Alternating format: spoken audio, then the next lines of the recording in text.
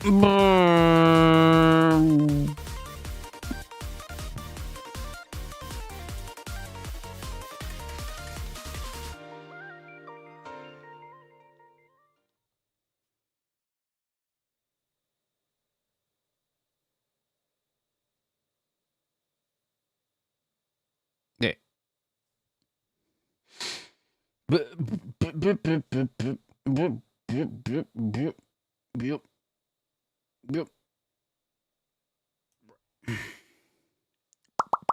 It's Saturday. Yep. Yep, it's Saturday. Yep. Woohoo. Just a week away. It's media night again. You've been drinking a little. Drinking enough that you've lost count of days. We. Must have been quite the party. Oh, but hey guys, how are my cultists doing?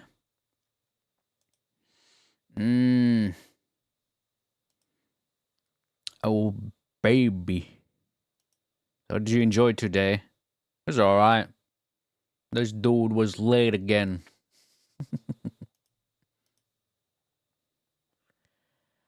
Yeah,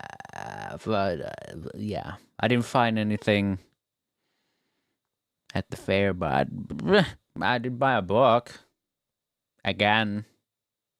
Yay.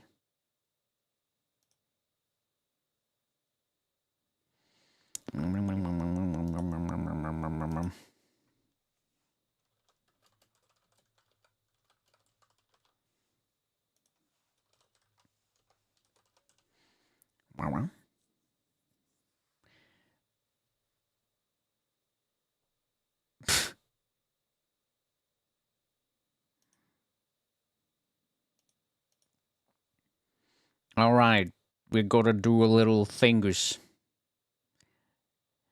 I'm doing good. How are you doing, wife of Ministry of Transportation? Gonna do a funny. Ah.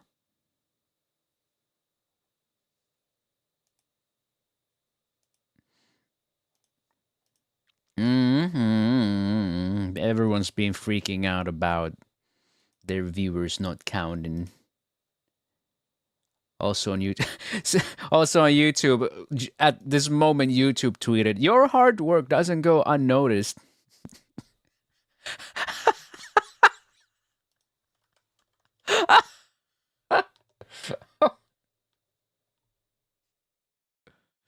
Oh, this is too fucking.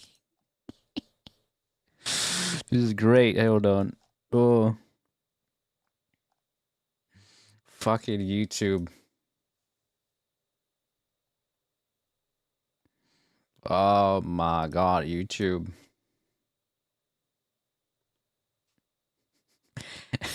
Your hard work doesn't go unnoticed. Yes, it does. It does. Yes, it does. Please explain more. It always goes unnoticed. Oh.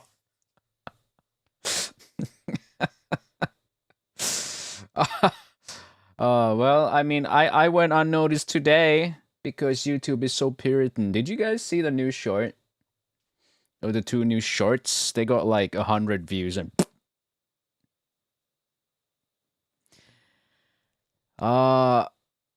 Holy oh my god, I need to find that meme. Hold on. Hold on. I'm gonna just perplexity.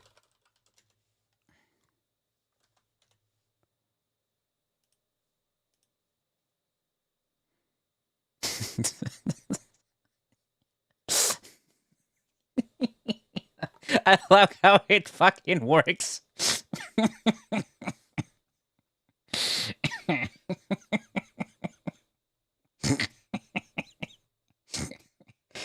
Hold on. I'm gonna tweet that to YouTube. No, not the AI upscaled one. Fuck you.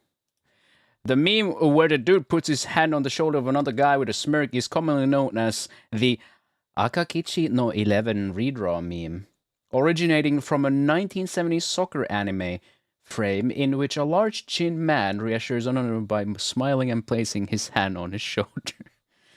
This meme started with a scene from the 1917 anime Akakichi no 11.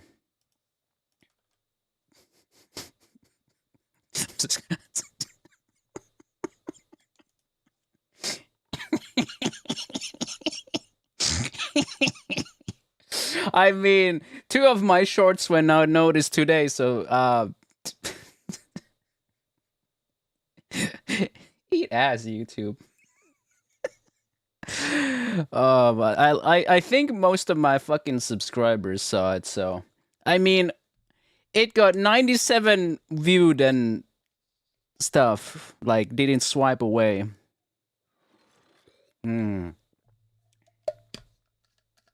Oh yeah. And also, good luck with that girl. Yeah. Oh yeah, baby. What do we got? We got a couple videos. I'm not sure about the last one. It's an hour 20 minutes, but it's from Chris. So we might watch it. Who knows? But it seems to be quite the banger.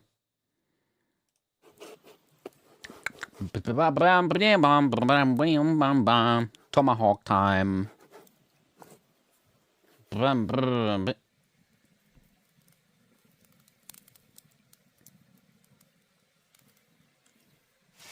I see those. That's embarrassing to say stuff like that on the net. Now you know.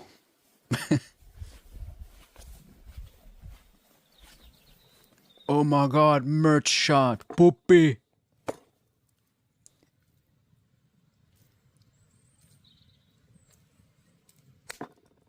Yeah, there's the slap. There are people who slap their meat, and then there's Guga, who says don't do that. Is that good for the knife? I don't think that's very good for the knife. Could be worse.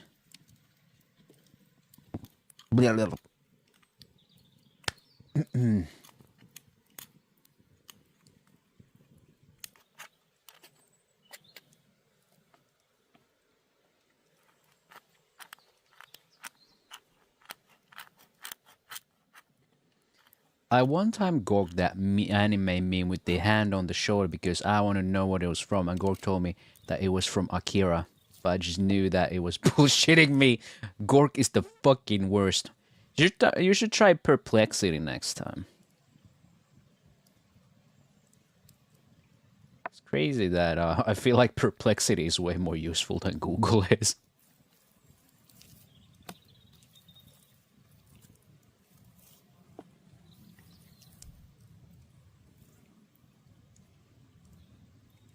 Start bullshitting Gork back. Wait, what is Perplexity?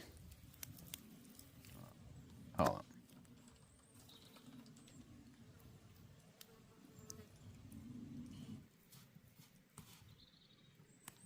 This is Perplexity. It's a search engine that uses AI, which I just used to find that fucking meme. Yeah, you can access it at perplexity.ai. But you know, AI stuff. So instead of using Google's shitty stuff, instead you're using AI to burn down a rainforest while you're at it. But hey, we found the meme. It only cost an Amazon rainforest.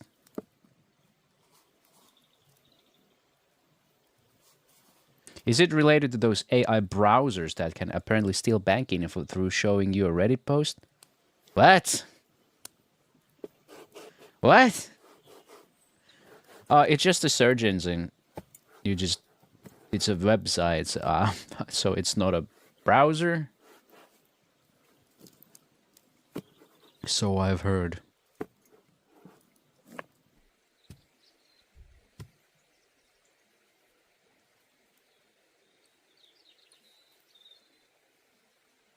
AI browsers. Well, it's not a browser, it's a website. Search engine. Just like you go on google.com, instead you go on perplexity.ai.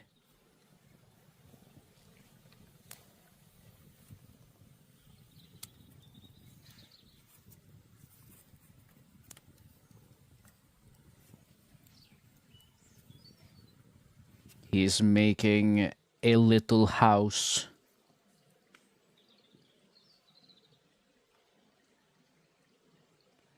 Yesterday's stream was very nice, and so was the Andean Coffin.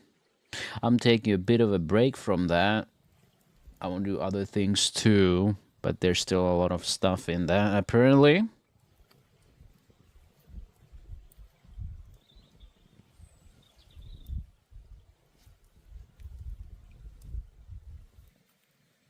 I have to stream Chronos next week from Bloober game, Bloober team, Bloober Blabber.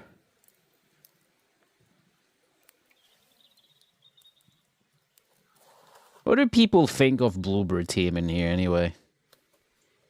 I'm a little like about how they handled Layers of Fear, but Bloober team made Layers of Fear and the remake of the Silent Hill 2 game. And now they've come out with another of their own original one called Chronos. The First Dawn, was it? Chronos. Which I'll be playing next Wednesday.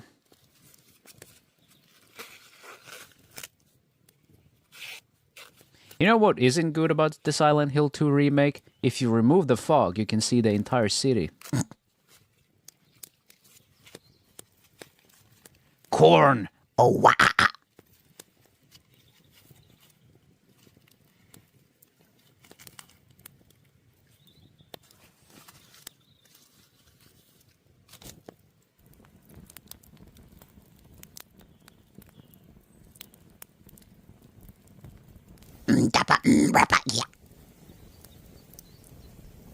Optimization in Silent Hill 2 is atrocious. One person has eaten today. Congratulations. Everyone else is thrown into a gay baby jail.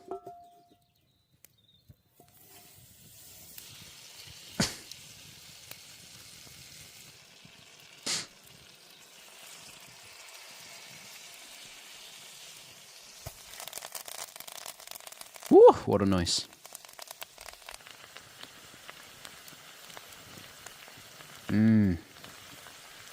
Rosemary. They literally had fog in original specific to optimize the game. How could they fuck that up? Even literal Source Engine have culling based on fog. Isn't it funny?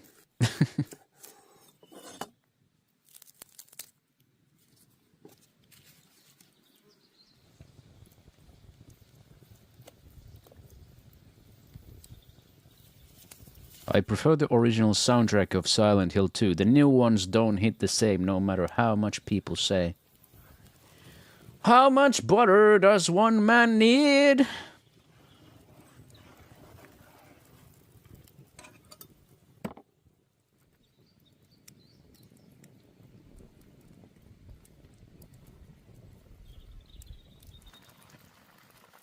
Grillin'.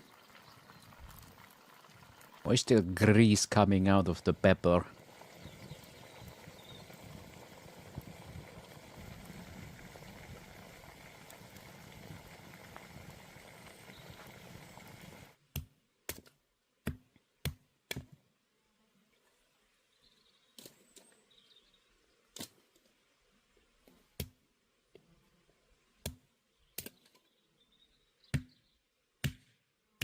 Hello, Calamari. Welcome. I hope you're having a good day. Hope you got some food at hand, because usually people get very hungry on Saturday streams.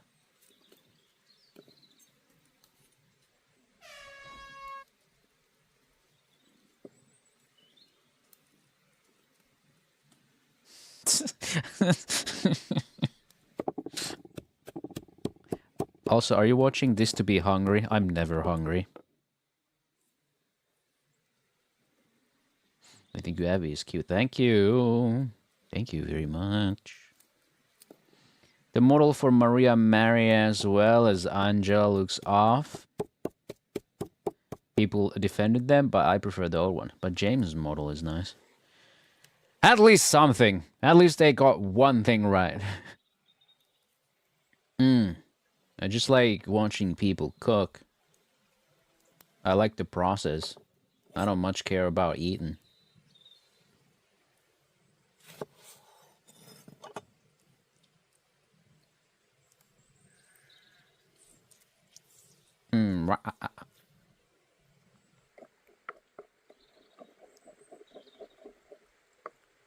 I should have gotten a longer XLR cable. God damn it, it's always like this. I'm trying to move my fucking DSP around. Ah.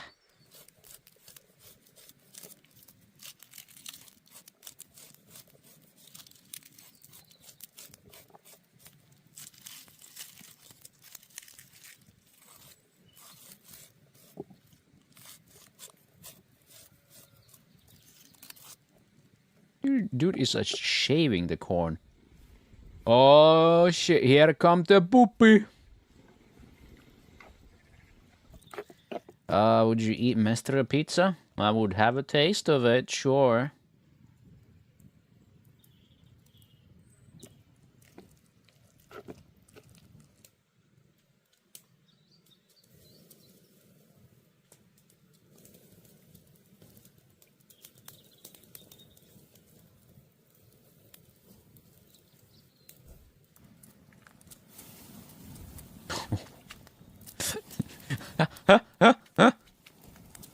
Sauna time for the tomahawk steaks.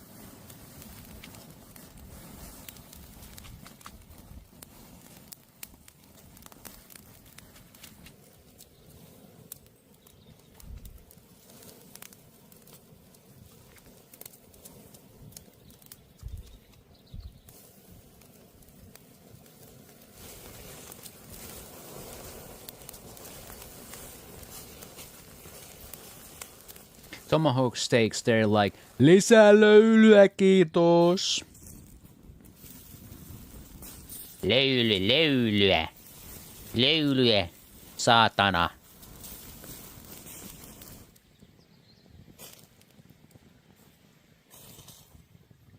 Or my favorite, perkele, älä jätä sitä ovea auki.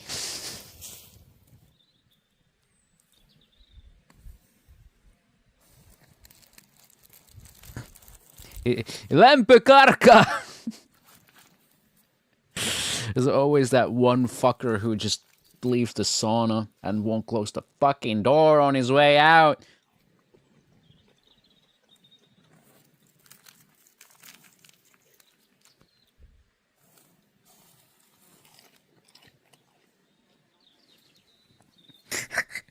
Called out several times.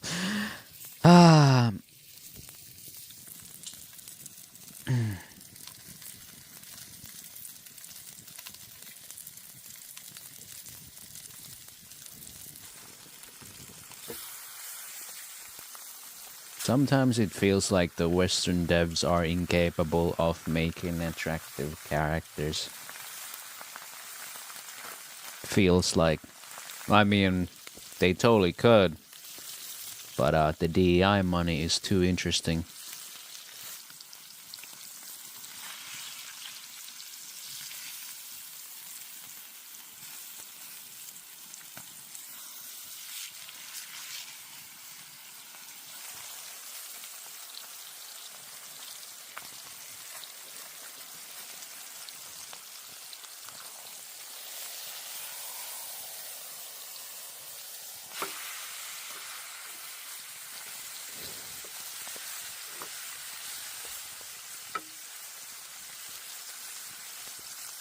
It's kind of like when, by the way, happy 1 year anniversary of Concord closing down.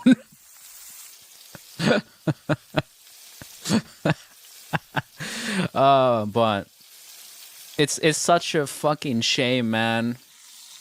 Because you can see the models were really detailed and all that shit, but they the art style was so goddamn shit.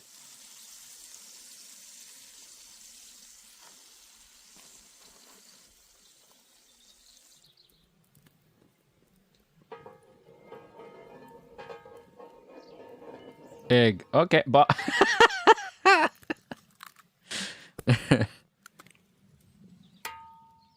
Western devs made Sandwich lately on OSRS, and she's kinda neat. We dropped one fool. He always dropping shit.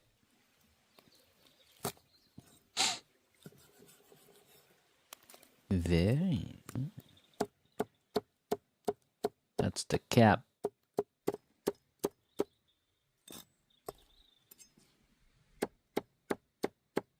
I still can't remember if those rumors were apparent early concept art showed actual competence, but then the DEI demanded and they change it. Because I feel like if given the right direction, I think the artists who worked on the models and other stuff could have done something very nice, but you know, DEI.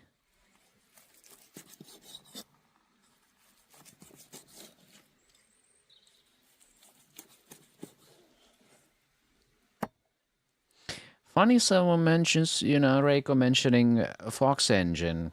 I watched a video about it today because YouTube was like, hey, there's this completely abandoned engine. And I'm like, yeah, yeah,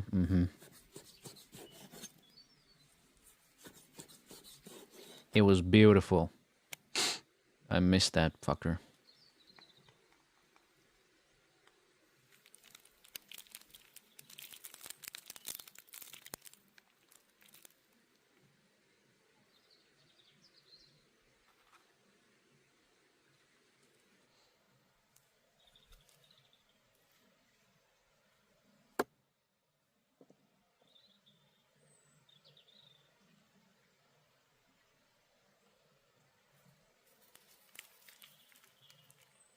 Think about it. This guy earns his living by going outdoors and cooks. And then sells out on his fucking branded knives and shit. I'm pretty sure the Damascus is still sold out.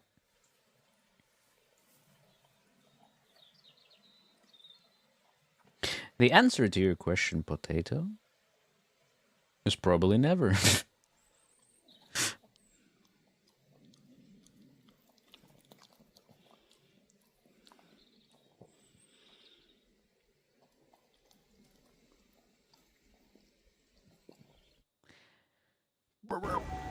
Ichiran ramen time. Secret soup.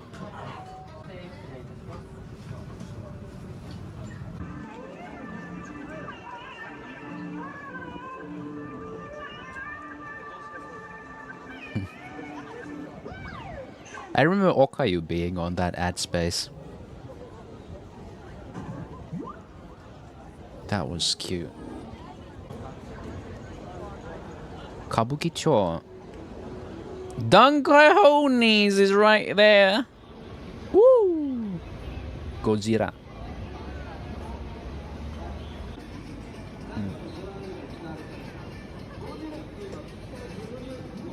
Anime whose feet? Fuck traditional Thai massage. Yeah,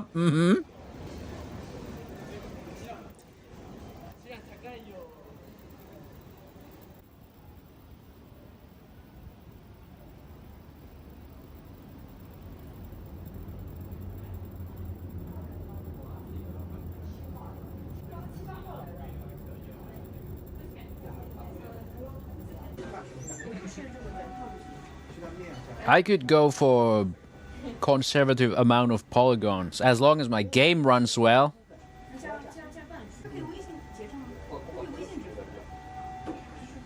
But that's me, that's not apparently what the majority wants.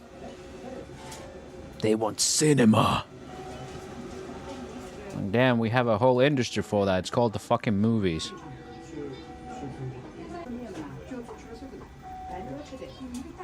I've just been playing Vampire Hunters.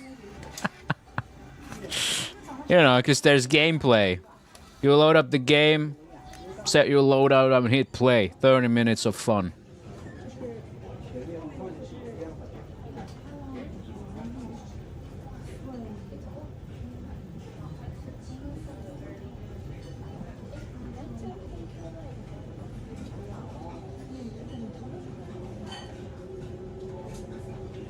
How dare you want media made for people who actually interact with media, not for those who both hate it and don't interact with. I dare a lot of things. Like make YouTube shorts about the coffin of Andy and Lele. And a girl's skin dentation.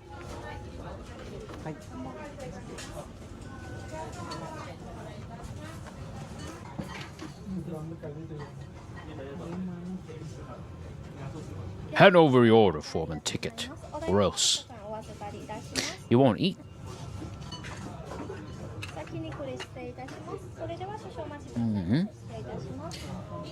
I wonder if my today's shorts are gonna pick up at any point, or did YouTube just seriously just snuff them out before they even got to do anything? Wow. Like, if I swear or get the yellow $sign on my shorts, that's still fine, but then there's, you just show a little bit of skin or curve and YouTube's going crazy, like, oh my god, we can't show this! Fucking prudes.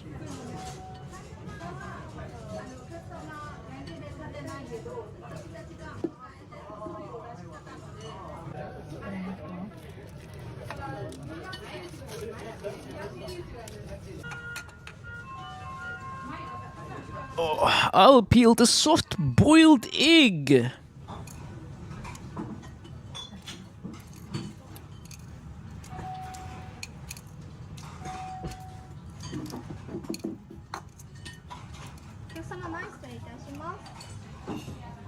Whoa, that startled me.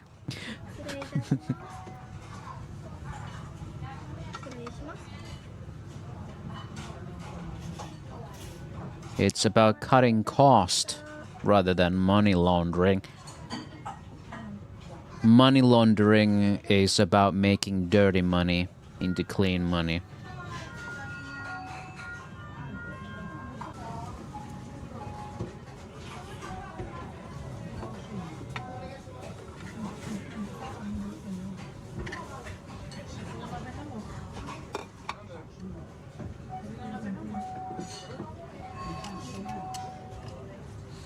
They're cutting production costs and selling shit to us for a fucking mouth-watering price.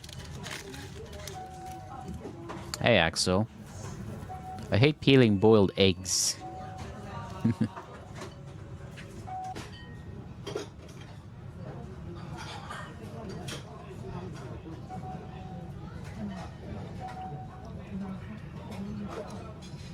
Ramen. Oh. Looks creamy. I was just gonna look at it. Eat it! You paid for it, you eat it. Go ahead. You don't have to wait for me.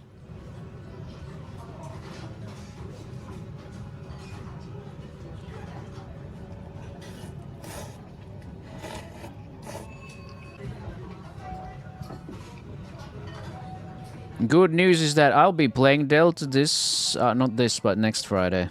This Friday. There's no Friday this week anymore. Next Friday. Again.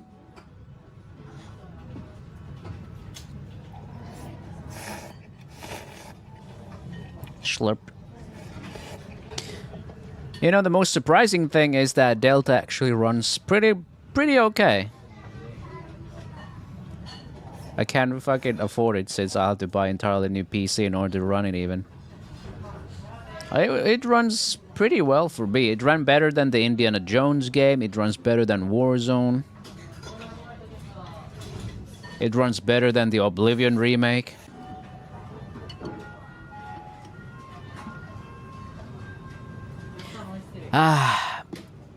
You know, I wouldn't have played Delta if Konami wasn't like, yeah, sure, have a review copy. And I was like, what the fuck, Konami?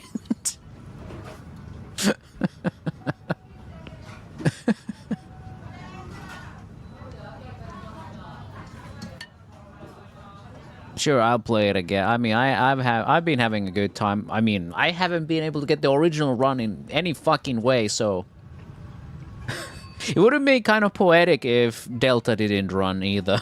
But hey, at least finally I get to experience it.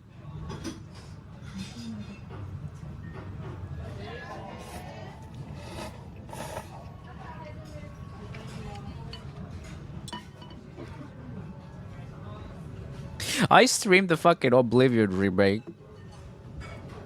I took the Game Pass to check it out, and man, holy... it was like, does it run or does it not? Sometimes it was a little bit playable, at some points it was like... help!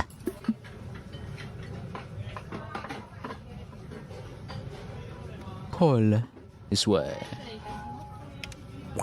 Hello!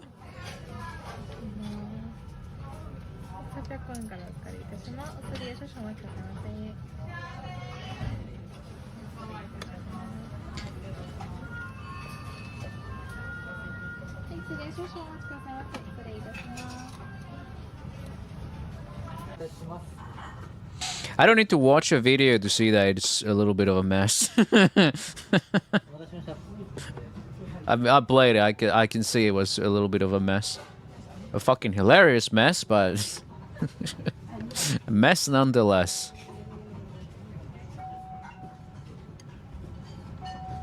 But you know, the Oblivion remake was made by the people who also made MGS Delta.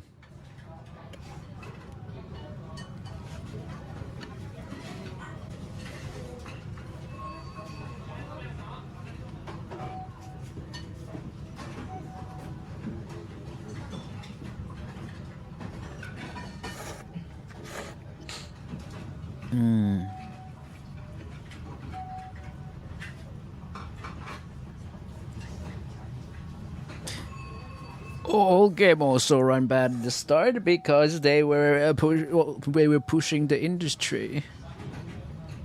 Yeah, but what are we pushing now? We ain't pushing shit anymore, man.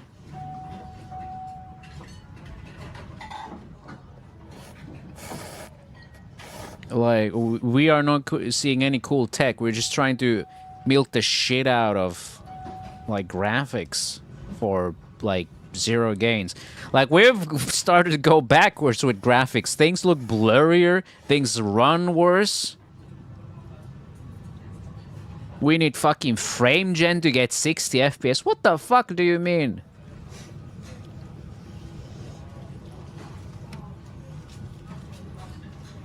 Man, I want baked lighting. I want baked lighting if it means things don't look like I need glasses.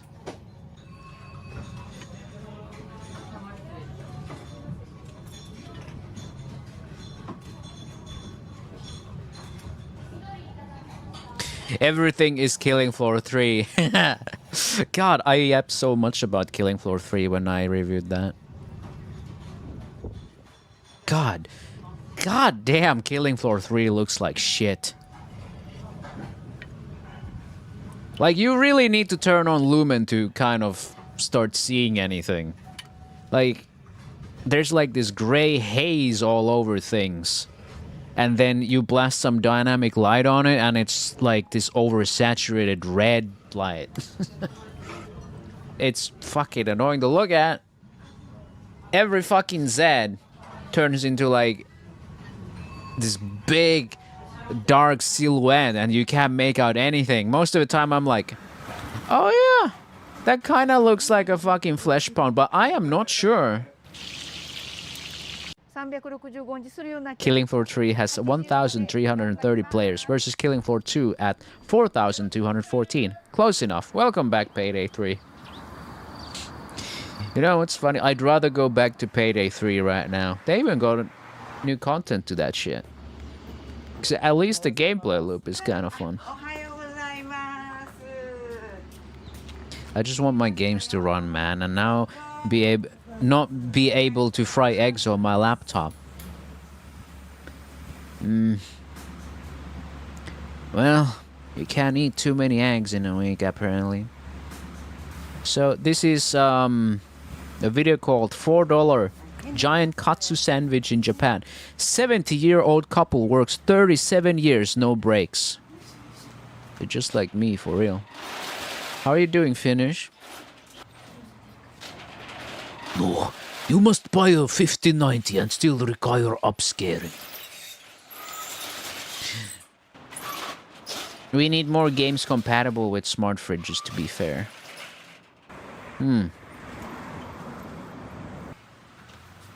Can't wait for Hardbound. 40年間あ、違うね。途中ちょっといたね。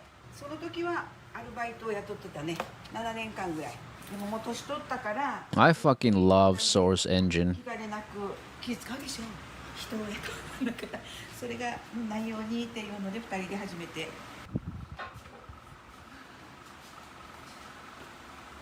すごいでしょプラモデルが。マスターがね作ってるのこれ。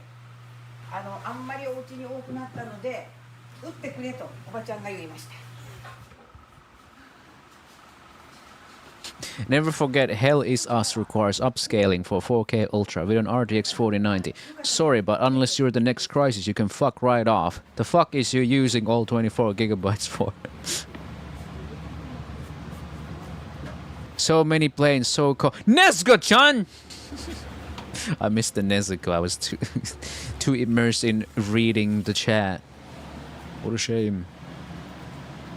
Although Nezuko, pretty cool, but if we talk, are we talking about that Nezuko? Kimetsu no Yaiba. I dropped Kimetsu no Yaiba after like 3 episodes. I was like, yeah, I've seen this before.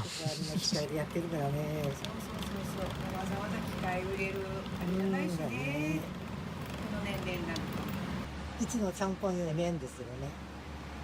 ラーメンよりも一応使ってますけど。手作りで。I still think Source is pretty damn pog. 麺が美味しくなかったんだよね。だったら自分で美味しいの作っちゃうっていう。自分で作ってね、ダメなら諦めがつくわ。人が作ったのに。I wish Source 2 was stable enough for Valve to release it for the public like Source. Shame CS2 exposed what a shit show the engine still is. もう一日寝かして。 Now we just have to wait for Sandbox. Which is also in like development hell or something.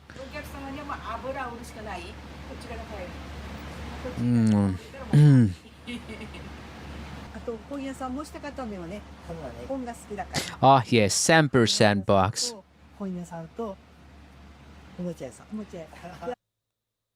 Oh, there's Nezuko. Oreimo. Alright. A food shop, a bookstore, a toy shop. Can I buy all of the Oreimo? Someone's gonna scream out, oh, you love incest. Oh, you love incest. No, I love Kuroneko. And then we have Naruto. I think that's Bleach. Is that Macadamia? That looks pretty colorful. Yeah. Whatever. Anime. Woohoo!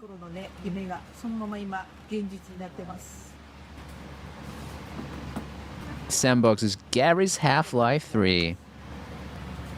I have the dev access to it, but man. Oh.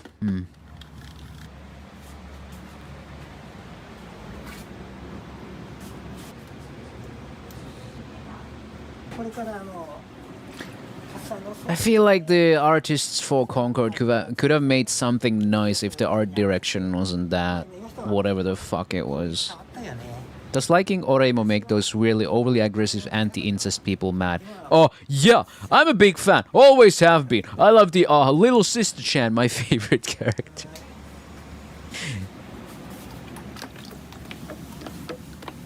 Kosaka Kirino. けど変わるから合わせていかないと向いてかれちゃうんだよね。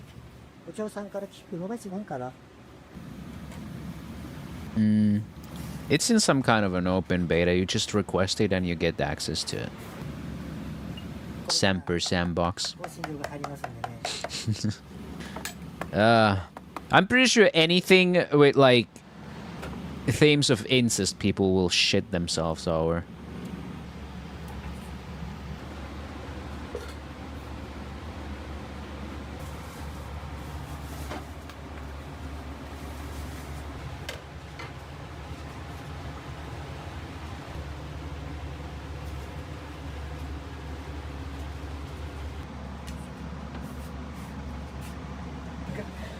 I know those are Kewpie Mayo bottles, I swear.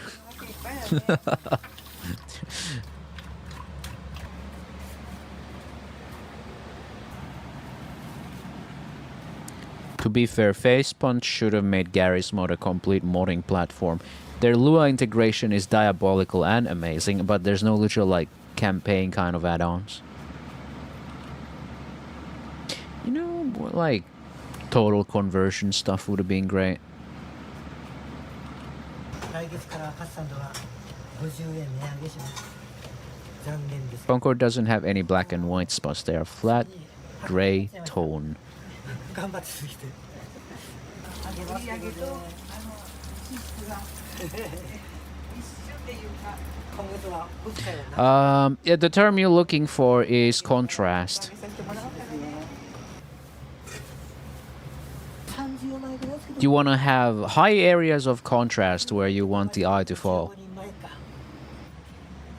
ごめんなさい、ちょっとTo, you know, guide the eye. みんなやつと。 You know, in terms of like art, that would usually be around the head area where you add like the most contrast, the most detail, and it kind of like falls away the further you go away from the focal points.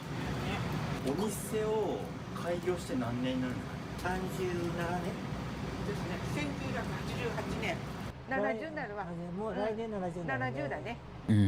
あと8年すると一番下の孫が Gmod is still really nice for what it is. そうだねそ。れぐらい期待なんだからね。そうそうそうお祝い金が大変なのよ。 A lot of could have been stuff, but where it is, it's still そう。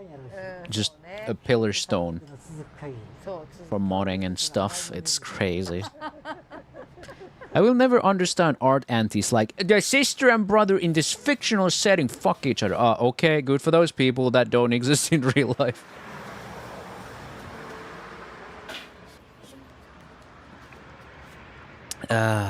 Just the idea of incest existing in fiction makes people fucking cry and it's crazy. Wait till you tell them that people have incestuous relationships in real life as well. I think their minds would melt. But yeah, what is that? これを座布団代わりにして What is that one tweet? Hold on. I'm pretty sure I just saved it very recently again. Because they then justify a lot of real stuff that is usually worse. Is it this one? Is it this one? Yeah. There it is. From @RaiseBen tweeted in 2022. People on this app will treat fictional characters as if they were real people and then talk about real people as if they were fictional and then get mad at you for knowing the difference. Fucking evergreen tweet. It's cinema. I should like print it out. I should print it out and frame it on my wall.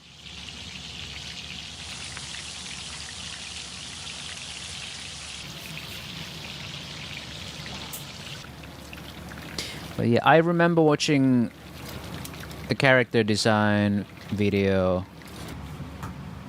for Concord. Ooh, food. Yeah, yeah. Hi. How you doing, Mursu Perhonen?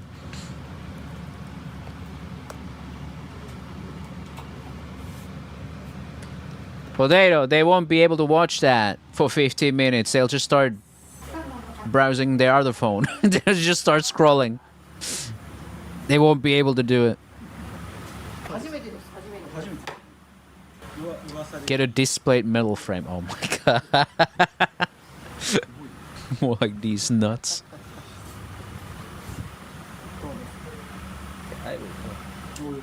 Ah! I hate the lack of desk space in すごいね this. Boobity booba, dibbity bobbly, お口に合いました大丈夫でした美味しいあ Oishii? Nani wa oishii desu ka? この量は高鍋高校のビーフの17歳が決めたので I mean, it's normal to dislike some themes in fiction, これが but like just send death threats to people? ぐらいからもう Maybe not. 自分が決めた Maybe that's not very normal. 半分作ってくれって言われて2分の1っていうのがございます Like, yeah, sure. I don't like NTR, but I'm not saying, yeah, you should stop doing NTR. I'm gonna shoot up you homeboy. 油がギトギトしてないでしょ大豆の油大豆の油なので胃もたれします But yeah, about that staring stuff for 15 minutes. I'm gonna find something real quick.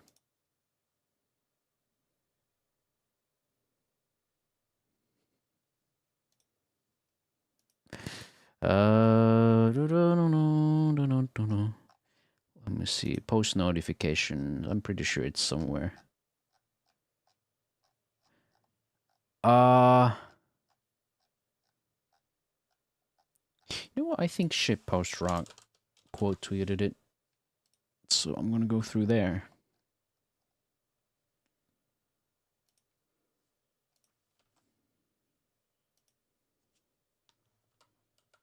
I haven't listened to this with audio, so this is probably gonna be even worse.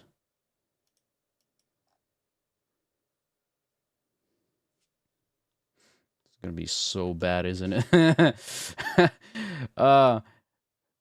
We ranked the most popular anime from each year, 1961 to 2025. This straight up might be the single worst Anituber video of all time. Densetsu Kyojin Ideon, F tier. Macross, F tier. Fairy Tail, A tier. Black Clover, A tier. You see where this is going? Wait, here's the video that everyone's been going nuts about. Don't get mad at me. I love Evangelion. That first episode is not that strong. I only have one thing to say about Evangelion, and that's Misato. I can't lie, the best part about the episode is holy gyat, bro. Is her name Misato? She's so bad, bro. The rest of the episode feels too much of a blur and doesn't really set up anything until the end, and it doesn't really get anything done. Without Misato, this would be lower, but it is going into C tier. Did you see that? Man, I sure wonder why the first episode is going by like a blur. Also, you watch one episode and call it a C tier.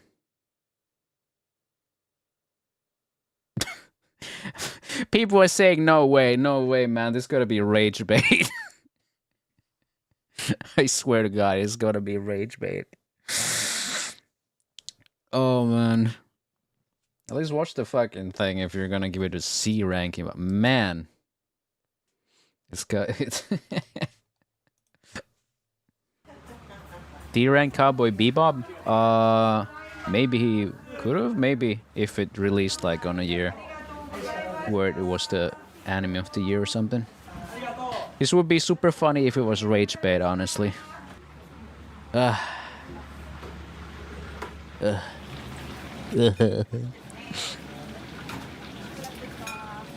Fairy Tail was okay when I was in my teens and giga horny all the time.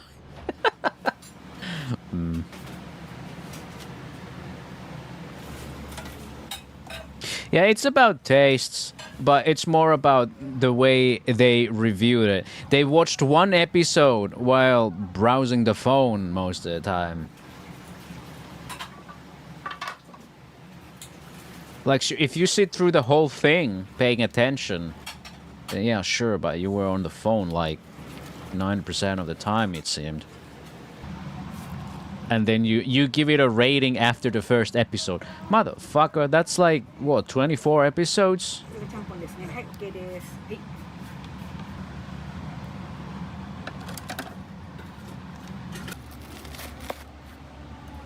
I'm surprisingly not that big of anime watcher, but never was opposed, just not interested.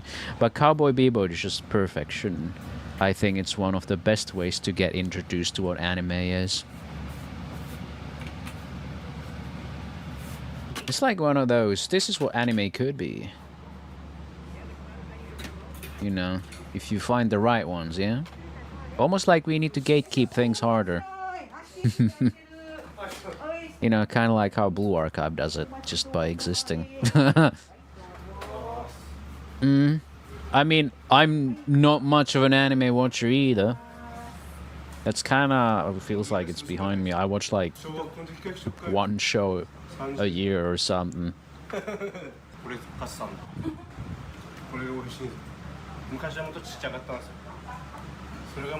I got all the anime stuff out of the way when I was younger. Watch the Kaons, watch the Strike Witches, watch the Oreimus, etc, etc, and then it was just kind of like, huh, slice of life, slice of life, slice of life. Holy shit, Nichijou! 確かに 宿題は終わりましたか？やばいの？ Anime isn't just about boobies and isekais or some shit. It feels like most people just stick to the mainstream shonen stuff and never try anything cool. ここでカツサンドを食べた高校生が就職とか進学とか県外に行かれちゃう。帰ってくるって言ったら電話があったのはおばちゃん今度2日しか帰って One of my favorite animes is Your Lie in April. 言われることが多々ありまして、から大晦日もしますし、元旦もしますしで。Anime fans, yeah, the tourists, as we like to call them. Fucking tourists, they get really mad when you call them tourists. Just call yourself anime watchers, not fans. Another side of my tourist medal is Kill la Kill. Yay, Kill la Kill.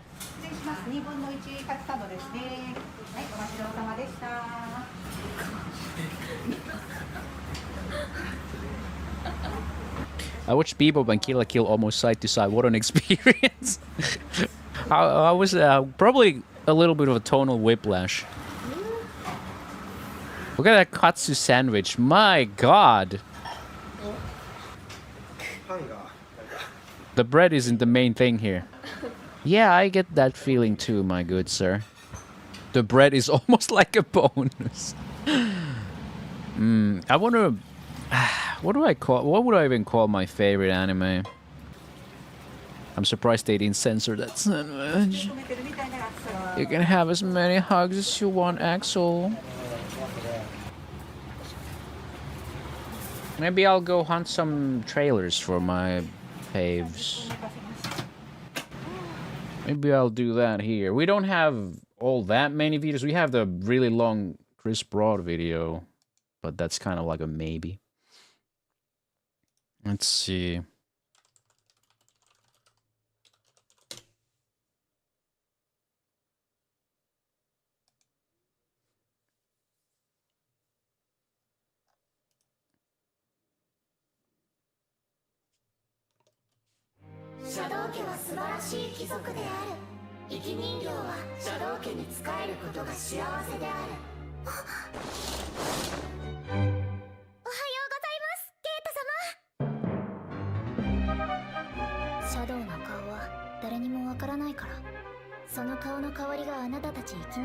I wish there was a season 3.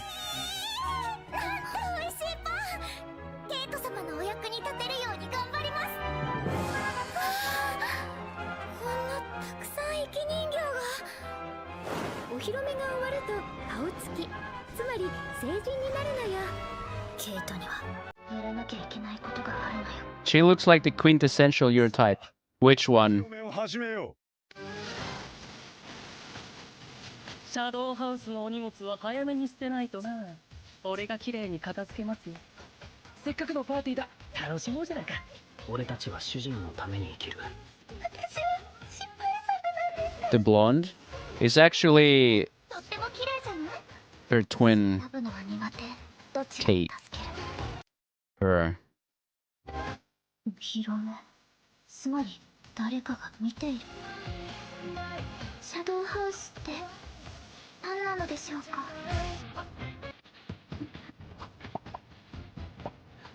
Maybe one day. Maybe one day we'll get a season 3.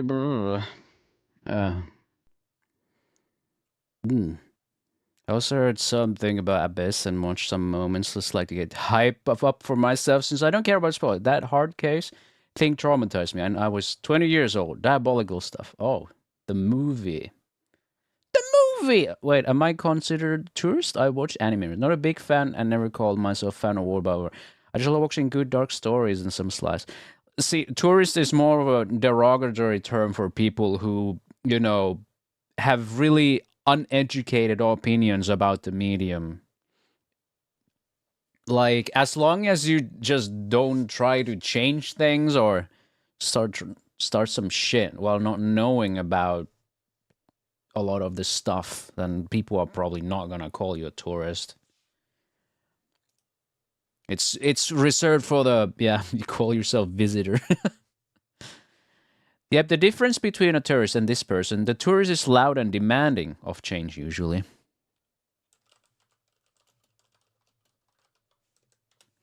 Oh,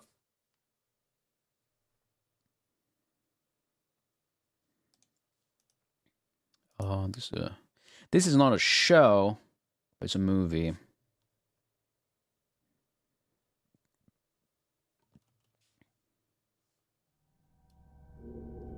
This is a remaster.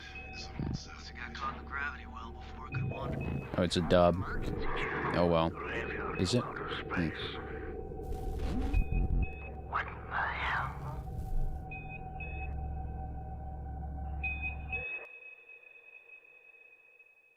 We're about to enter and provide aid and rescue. Acting on a Mayday signal received from this vessel in area RZ3005. I do not feel good about this trip. Darling. You know, that was a shot. This is the first I'm hearing about any biological research project. See you on the road once everyone is back! Hey, Dad. There's something...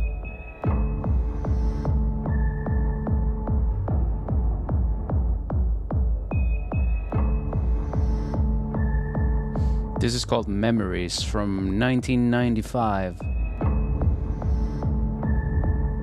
It's like 3 different OVAs in one movie. We cannot lose sight of what is important for our way of life. Shoot and blast with all your might. Shoot for the good of our nation. There's a pretty famous scene from the second part of Memories. It's real! All of this is just her memories! Yes, Memories from 1995. Yeah, this is the remastered one.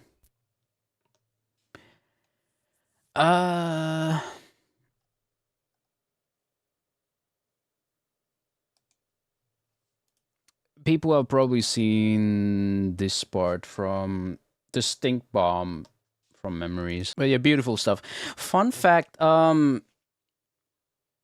in Sting Bomb, you know, this is called Sting Bomb in Memories.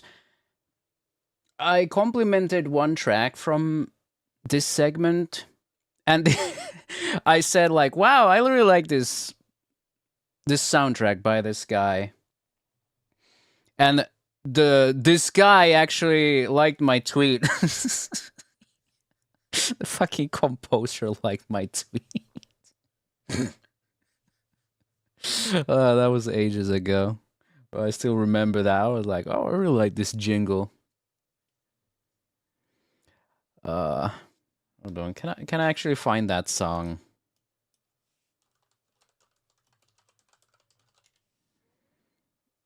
I know Jinro, yeah.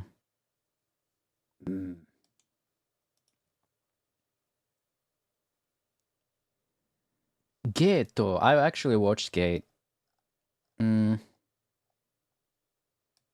Ah, yes, I found the song. The song is called Nobu's Groove, and it's composed by Jun Miyake.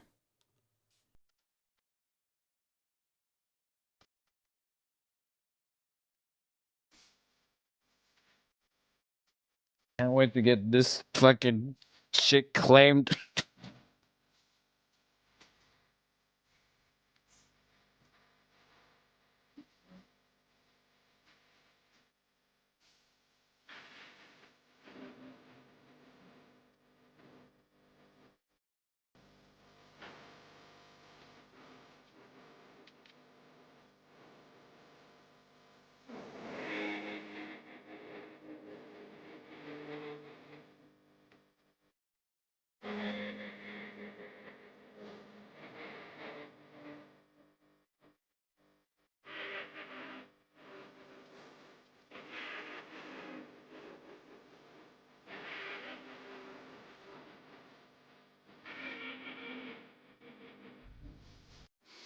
Oh yeah. But yeah, I tweeted like I really like that Nobu's Groove 1 from Memories by Jun Miyake, and Jun Miyake actually liked my tweet.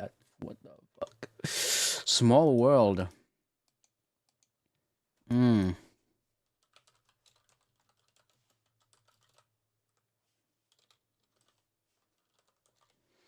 About another one I really like.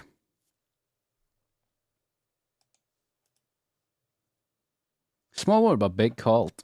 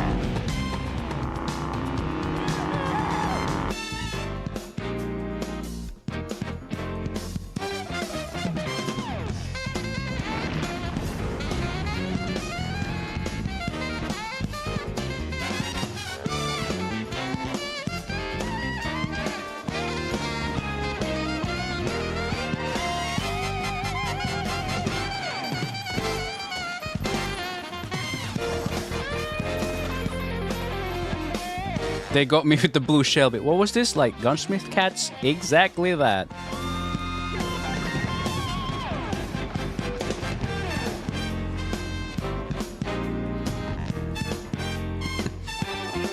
There it is. It's the aesthetic is absolutely spot on, man. Hold on. Can I find the meme? Yep. Now we're stuck watching anime shit.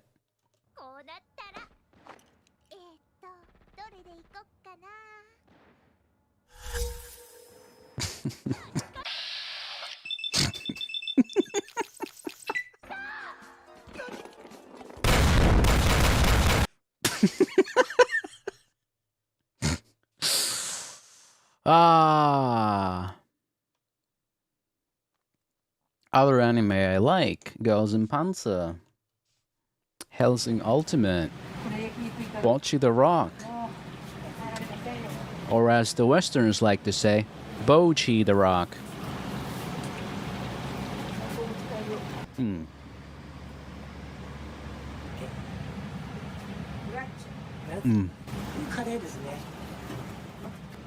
Bocce. Bonus points if the guy actually counted every grenade she threw and the advanced targeting has the appropriate amount of grenades thrown. Maybe. I mean, they went through the effort of putting the actual jet in her jacket. The women with not gooner stuff still can be drawn so beautifully. You guys seen the Colors X Moonlight meme? Some good animation that meme was. はい、行きます。はい、ごめんなさい。お待たせしてナンバー定食。はい。はい、これかけるとマイルドになります。Mm-hmm.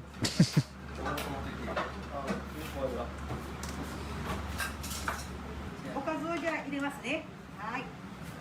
はい、こちらこれ。はい、わかりました。大丈夫です。 Moonlight is a great song too, by the way. I only later realized that Kali Uchis was in one of the Gorillaz songs. ど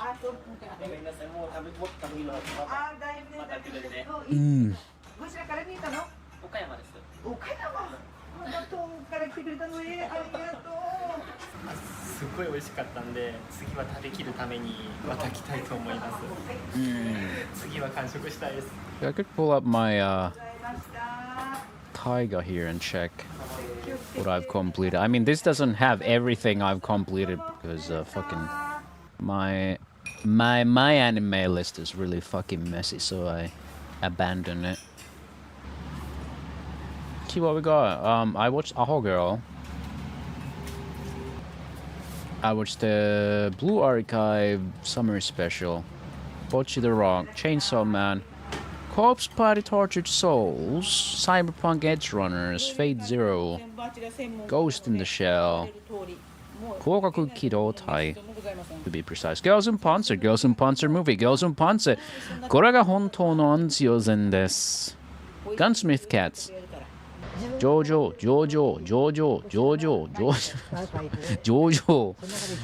Kantai Collection. Kemono Friends.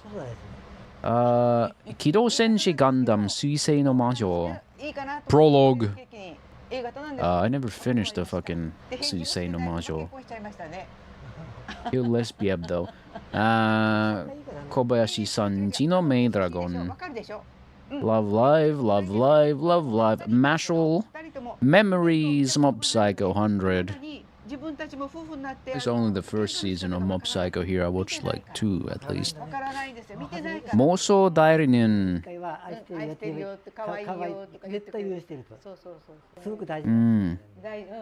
The music video for Muse from Love Live.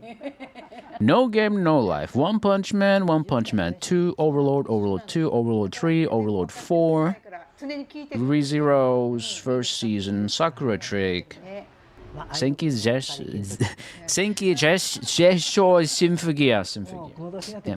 Shadow's House second season, the Shelter music video, Shingeki no Kyojin 2, then I dropped it, Steins Gate, Strike Witches 2, Strike Witches movie, the fucking Sword Art Online first season, Taiho Shishaozon, the movie, Toaru Kagaku no Railgun S, Tohai Densetsu Akagi, Yamini Mayorita Tensai, the Akagi anime. Violet Evergarden. Oh yeah, that was good shit. What the fuck is this show? Oh, right. Watamote. 私がモテないのはどう考えてもお前らが悪い。That's the full name of Watamore if you if you don't remember for some reason. Yo-Yo Senki and Yuri. Yeah, that's a very short list of things I've watched. Even now I'm here kind of like, eh. I watched way more.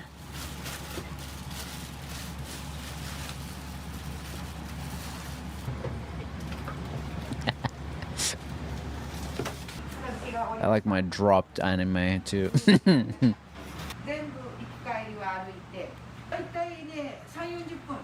What is in my plan to watch? Ao Onite animation, Armitage 3rd, Dirty Pair, Boruku no 00, Bobin, Kankole, Itsuka ano umi de. No Game No Life 0.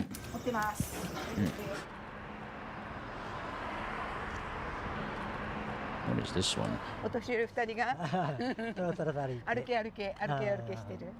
結構ねうちに来る人優しいみんな。優しい。 I have no idea. なんでもウェルカムね、ウェルカム。Guatemala is old as fuck. Recreators. 健康のため Which に one? 負荷をかけるためにあえて歩道橋を渡って階段をね。 The Wall of Yamizukan. The anime will be in an omnibus short format that will tell stories of the strange and bizarre in our world, including UFOs, cryptids, curses, and ancient civilizations, supernatural powers, spiritual experiences, bizarre cases, different dimensions, and urban legends, told in a picture show style. Score 41%. Lovely. Gun Gale Online, you know, the Sword Art Online thingy. Oh shit. The Trinity 7 movie. Oh yeah, I watched Trinity 7. Is that even here? No. 面白くなかったらもうやめてたな。そうよそうよ、それはそうよ。楽しかったもんね。もうちょっと体力がある限りは頑張りたいね。 I have a couple of show that's like couple episodes away from finishing, but I never got around to it. 元気でね。楽しかったよ。楽しかったよ。ありがとう。ありがとう。 I love videos like this, just ordinary life, ordinary people, completely different language encounter, but I always feel so close to home. Yeah, because it's still relatable. Oh boy, here we go. This is Brat, a game for the Amiga and Atari ST that came out in 1991. That is indeed a fucking brat on the cover. Forgotten and virtually unknown outside Europe. Perhaps justifiable given the horrifying cover art, very much a product of its time at the peak of saccharine characters and cutesy platformers. But Brat has a certain edge. It's the sunglasses, the leather jacket, the gold chain. This isn't just some cute baby, it's a cute baby with attitude. I don't know. This was I wouldn't call that cute. I think that's fucking hideous. An isolated case. These were the hallmarks of cool for the MTV generation. It's the same force that gave us Fido Dido and Sonic the Hedgehog. Gonna tell my kids this was the boss, baby. It goes a long way to explain the popularity of Bart as The Simpsons began its rise to prominence. God, that looks... Front-facing Bart looks so fucking uncanny. That looks fucking terrible. It was a deliberate effort to position Brat as not just another cutesy game. The marketing tagline read, "The anti-cute strikes back." Oh, antis! Oh no! As though this was what we all wanted. Bright colours and cute characters dominated the video games of the 80s.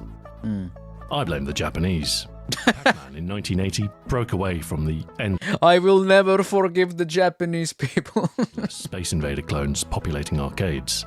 Its success proved the existence of an appetite for character-led games. Appetite. And Get so it, we Pac-Man. saw a parade of cartoon figures adorn the marquees. I can't believe you fucked it up like that. Crystal Castles, Mappy, Mr. Do. Oh god, and the Mappy. trend continued long into the decade. Rainbow Islands, New Zealand God. Story. The New Zealand Story. Okay, what the fuck is this? It was cute. Xbox Ahoy, right? I watch him on Guns all the time. Yeah, this is Ahoy. Good stuff. It was colourful. It was fun. To some, it was sickening. There was a growing reaction to this wave of cuteness. Games like Jack the Nipper in 1986 subverted the trend.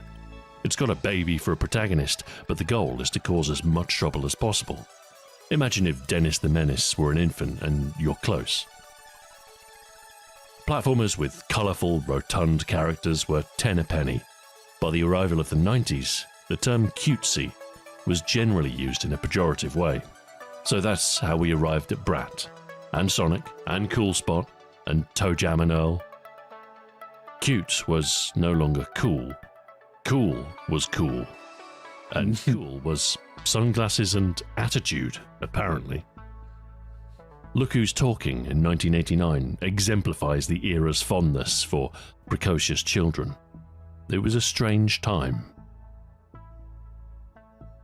An important point of pride for games of this era was an impressive introduction. The cost of an extra floppy disk was low enough to devote one to animation and digitized speech. While this didn't benefit gameplay in any way, and only served to extend load times. It's kind of like when you start YouTube videos with a really fucking banging intro and the rest is kind of like, yeah, it works. But everything's like crammed in the first 20% of the video. Most players didn't mind. They were impressive, certainly for the time. We were only a few years divorced from the more primitive 8-bit systems.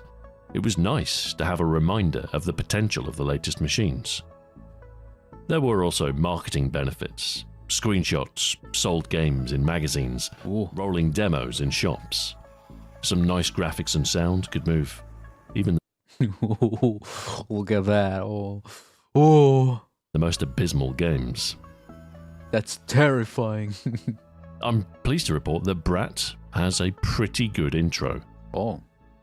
Cute speech, nice cartoon-like animation, and it doesn't outstay its welcome. An introduction to the game's protagonist, Nathan. That's Nathan.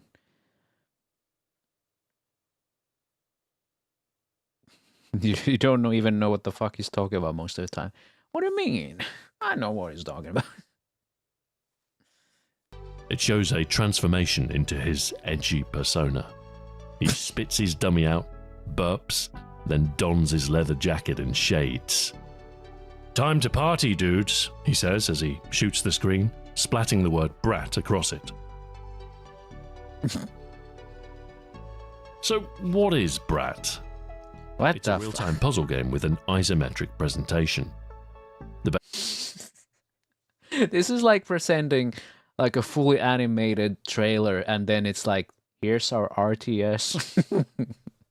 Baby starts at the top of the level and will walk in a straight line until otherwise instructed. The trouble is, he'll happily walk off the edge of platforms or into dangerous obstacles. The premise is to guide the baby through the level without coming to any harm. Do this by laying down arrows for the baby to follow, deploying bridges across gaps, blowing up obstacles with dynamite, and otherwise diffusing danger. It is essentially a video game version of the Roger Rabbit shorts.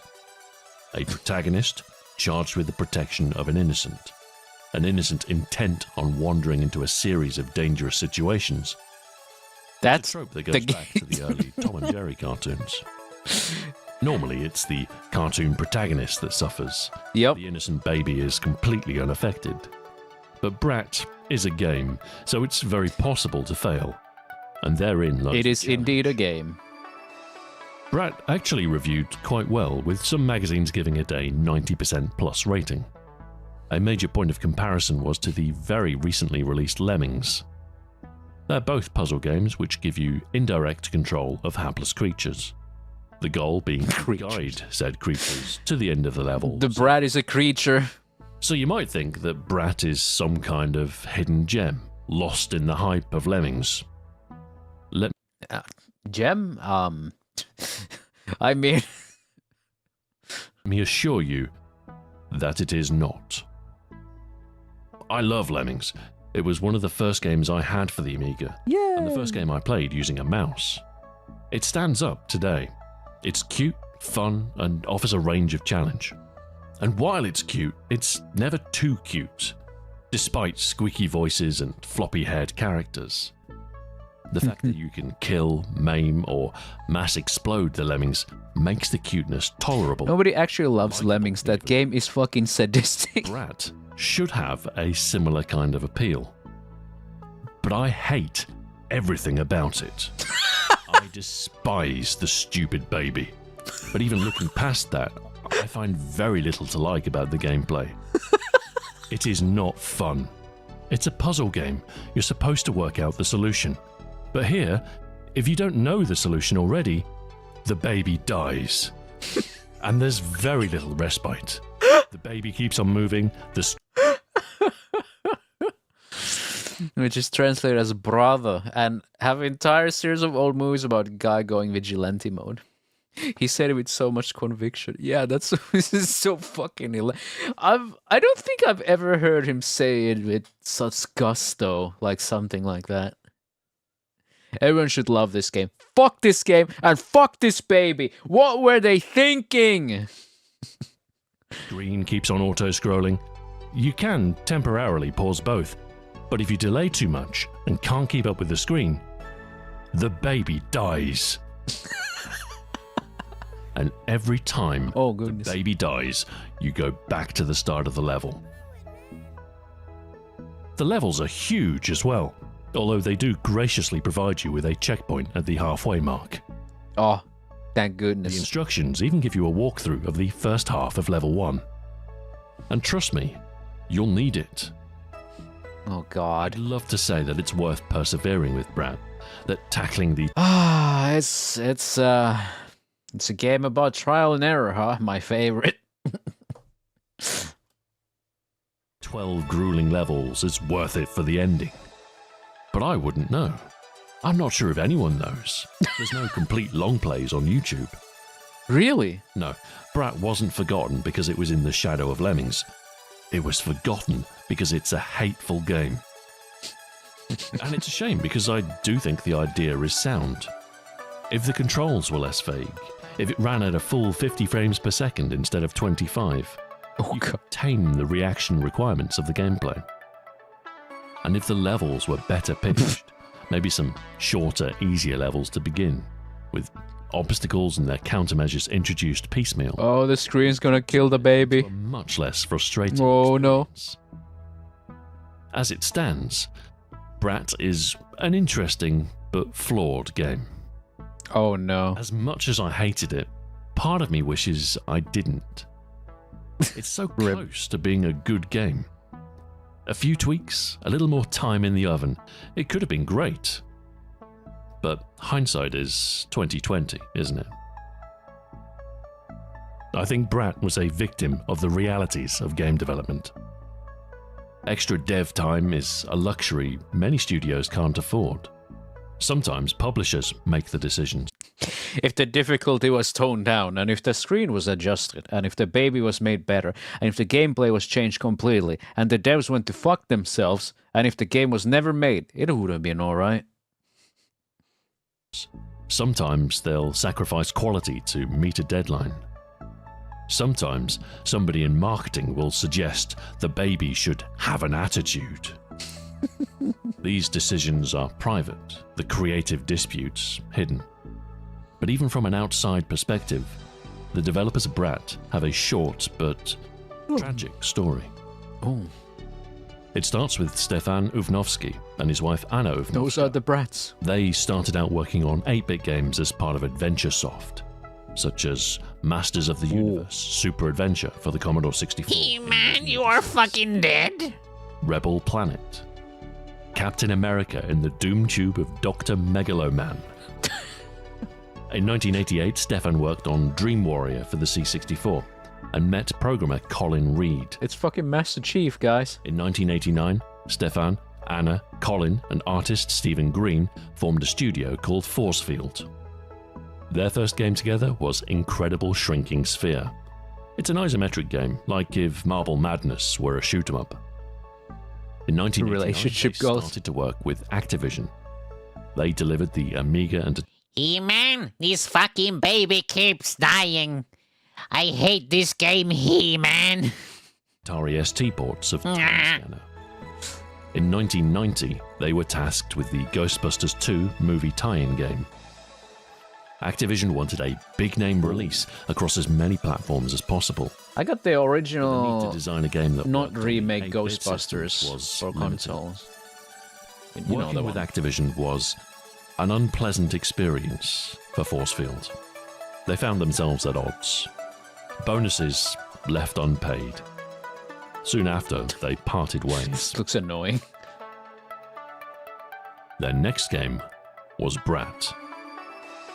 It would be their best game, but also their last.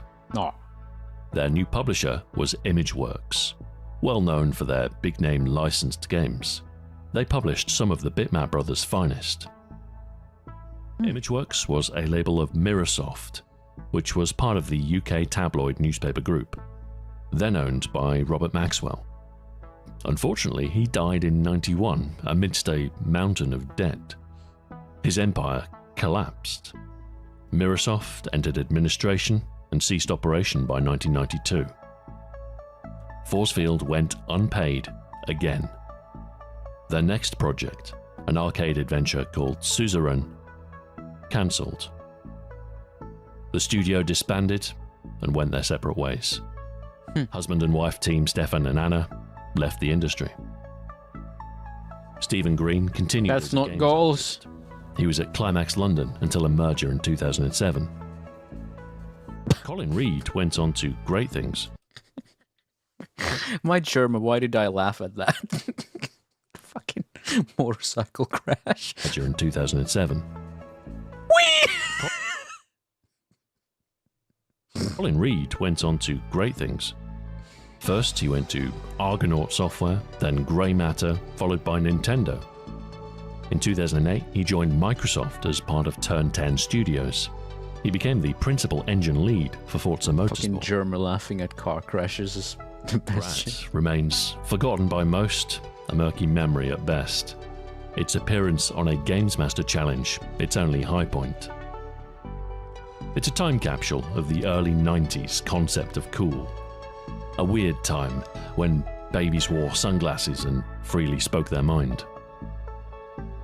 It's easy to look back at old games and write them off. Some modern conveniences have spoiled us. It's difficult to judge a game in the original context. Take Theme Park, for instance. I loved it, whiled away many hours on it. But then, I played Roller Coaster Tycoon, and I can never go back. It's not the same. I'm not the same. Who am I? Brat is far from perfect, of course, but I'm still grateful for its existence. The very fact it was made is a triumph of art over circumstance. It is, for all its flaws, a game made by people who wanted to make games. A human endeavor. And I think that's valuable. You know what else was also made with human endeavor? Fucking Concord. Thank you very much for watching. Farewell. Anyway, who's ready for some Guga? And this is today's special ingredient. It is pasta water.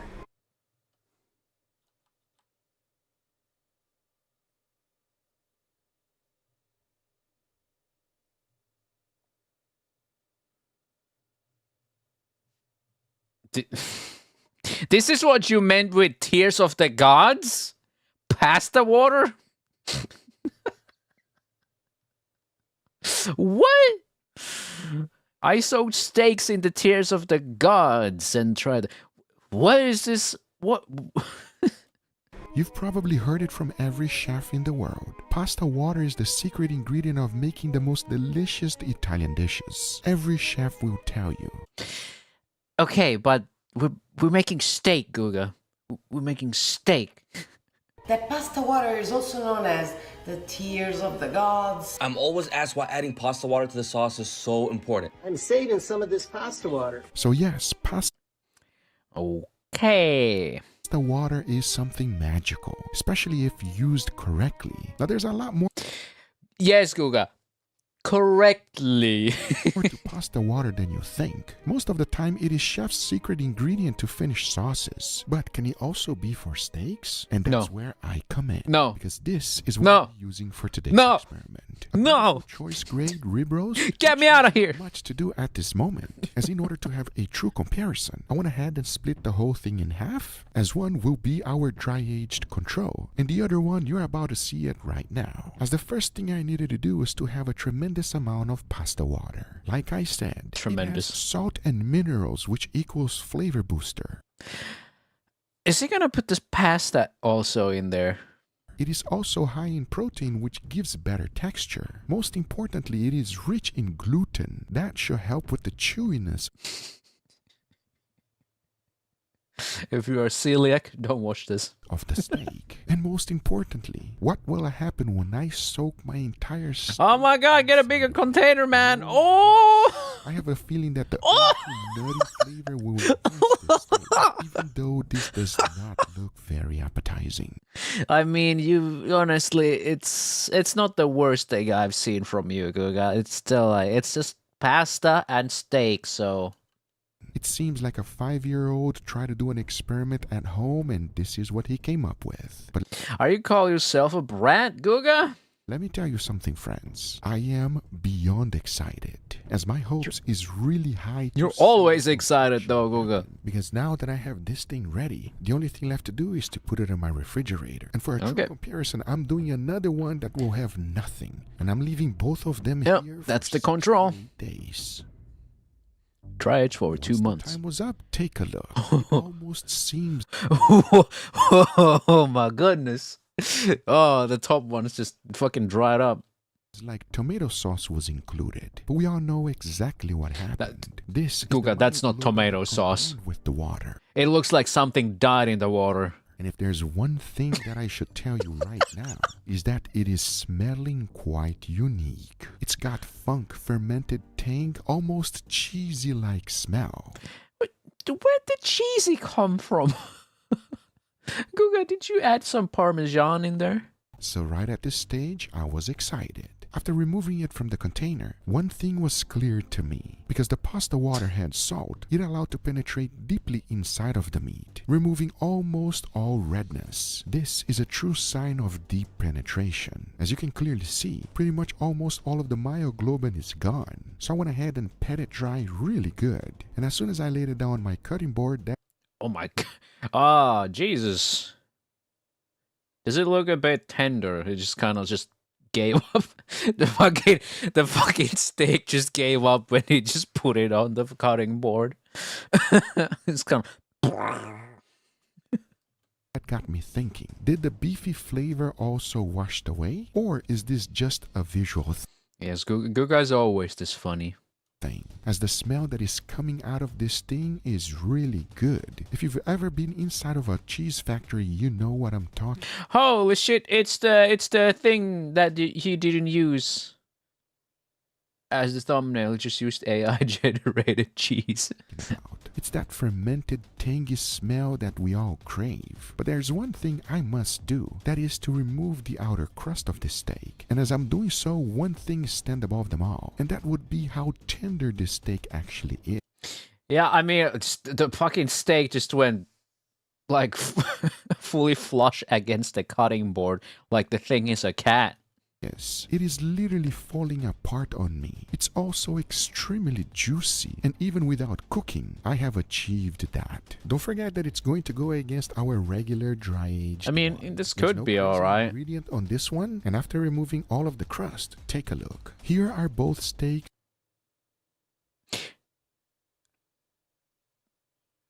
Guga, are you pulling a fast one on us? Side by side. Let me know which one would you rather eat, as even though the pasta water was looking kind of funny in the beginning, when you put it next to the aged one, it looks great. Now in order to have a true taste test, I'm keeping the seasoning real simple, with only salt and black pepper. That's it, because now that I have these beautiful steaks ready, we're not going to be eating steaks by itself. I went ahead and made an incredible side dish. You didn't make an awesome side dish, what the fuck? If you love pizza, you're gonna love this one, but it's much easier to make, and if you like pizza, you're gonna enjoy this pizza. Here's how. First thing to do is to grab some pizza dough and stretch it out. Once that's done, get yourself a sheet tray, spread out a generous amount of olive oil, and stretch the dough right on top. Add some low moisture mozzarella right on it, and into the oven it goes at 350 degrees Fahrenheit. Let the dough cook and melt that cheese. Once the time is up, check it out. This is what you're left with. To finish this off, just like they do in rum, I went ahead and add some prosciutto, followed by a Prosciutto? Is that a thing, or did he mispronounce prosciutto? Tiny bit of greens to be healthy, aka arugula. 2 burratas goes right on arugula. Off. A tiny bit of balsamic glaze, followed by chili flakes, salt, and of course black pepper. And this is today's side This dish. is nice. I can tell you one thing, friends. It is delicious. Don't believe me? Well, you just wait and see to have everyone's reaction. But most importantly, do not forget what today's video is all about. You meaning to tell me a shrimp juiced is meat? As we're putting pasta water to the ultimate test. As now I say, it is enough talking and it is time to grill. Is he reading AI script? I mean, he has used AI-generated thumbnails or AI-generated elements in his thumbnails and AI-generated B-roll. So, who knows? His script might also be AI-generated. Cultists, would you still love me if I AI-generated my script?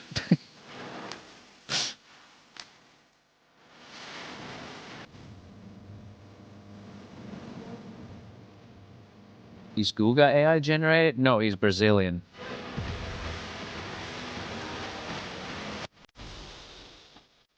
He's actually using the doll strung knife. Ah. All right, everybody, here we got our beautiful feast. Gentlemen, what do you guys think? Pizza as a side dish. That's correct. Well, it's not pizza, bro. Don't say that. Your Italians are going to get mad. So this is a little bit of side dish, right? Fuck the Italians. They don't know shit about food. I'm gonna call that pizza.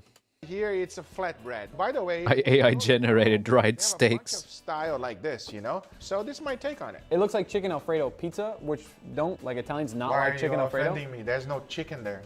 Isn't this not chicken? This is chicken right here. It's burrata, man. Burrata. Even though looks... You have fucked up now. You see, Aeon, we were just hallucinating this whole time because he has such scripted presence. I mean, he could.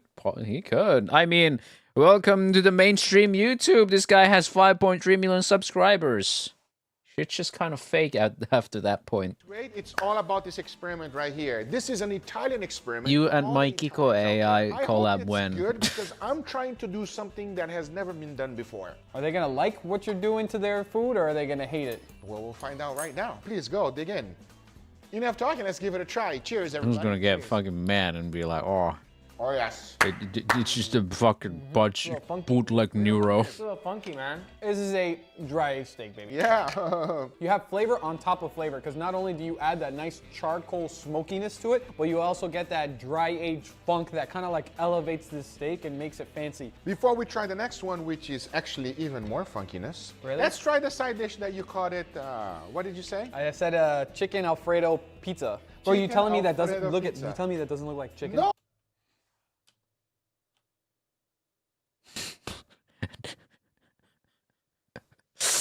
My man has never seen chicken. Yes, chicken just kind of fades into a fucking cheese-like structure at the edges. Sure. No, it doesn't look like chicken, man, bro. Just There's this no one chicken over here. This is one seared part, guys. This please. man out here is saying this is chicken. This ain't no chicken. Cheers, everybody. Cheers. Oh my God. Wow. Oh my God. Oh wow. This side dish is fair. This can be a whole meal. The bread is nice, thick, fluffy. Definitely different than a pizza bread, more flatbread like you were saying. The cheese, prosciutto, a little balsamic vinegar on it too, combined together perfectly. Wonderful flavors. This is a really good side dish. I like it a lot. My stomach may not like it, but I like it a lot. And I'm nervous because I'm getting a little bit of spice. Is that normal? A little bit. Just a tiny bit. What did you put in there? Like flakes or something? Like it's called love. Now that's the side dish, but let's go where the real experiment is. I'm super excited for this one. I'm actually ecstatic because I hope this works extremely well because if you... I mean, it's salt and some gluten. It's not like they did the mad honey thing again. does, you know, it's gonna be a good day. It doesn't smell crazy. No? It doesn't? No. Well, give me your true, honest opinion. Cheers. Cheers. Have you guys smelled pasta? Do you feel any dry aginess? Not really. It feels super tender. Definitely more tender than the control. That's what I noticed immediately. The tenderness is next level on this one, everybody. It's also juicier too. It is juicier as well. The flavor's still there. What is funny is that when I already swallowed it a little bit ago, and then I can still taste it, and my cheeks are squeezing, everybody. The flavor lingers. It lingers for quite a bit. It's still there, right? It doesn't want to go anywhere. I'm a fan of it. So the flavor is quite intense. Definitely did something. Which one do you prefer, Leo? I'm not gonna lie, I like this last steak that we tried more. It's bold, beefy, in your face, and soft and tender. Definitely second one. Second one, Second huh? one for sure. Wow, okay, well, there you go. You know what? It's so unique that I also prefer that one as well, because like, I still feel it, and I just took half a bite of it, everybody. It's not going away. I don't know the science or the voodoo. That sounds like a beginning to a horror novel. It just won't go away, the taste. Oh my god, it just rots in my mouth. All I can taste is rot. Oh my god, someone end my existence. It's just rot in my mouth. I cannot taste anything. Nothing tastes good. It's all just rot. Oh wait, that's just Asmongold. Behind it. But basically, I soaked this steak in pasta water. Obviously, it's just starch, right? Coming out from the pasta. But what the science actually is and what it did to the steak, I don't have an explanation for you. But if you ask me which one I prefer the steak with the pasta water, and so does the guys. Yeah. But those are the results. I hope you guys enjoyed this video. If you did, hit that thumbs up. If you're not a subscriber, be sure to subscribe. And we'll see you guys on the next one. Take care, everybody. Bye-bye. Today, we are stepping into the heart of Korea, right here at this traditional restaurant. Think sizzling barbecue, bubbling stews, and side dishes that never stop coming. Let's dive in and taste flavors that They don't stop coming, and they don't stop coming, and they don't stop coming. I finally learned why Korean barbecue is so good at a restaurant.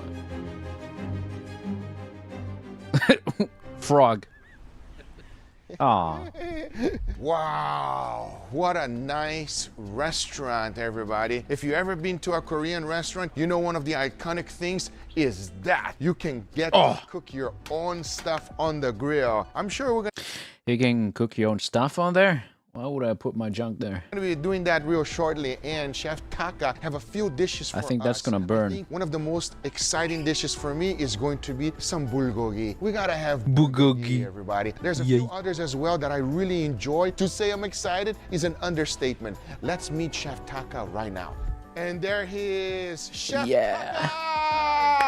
Thanks for having us, Chef. Now, we are going to make some amazing Korean dishes. And I gotta be honest with you, we gotta start with a bang. I want some bulgogi. Okay. All right. Let's go to the kitchen, Let's main go. kitchen. We do prime sirloin. Got it.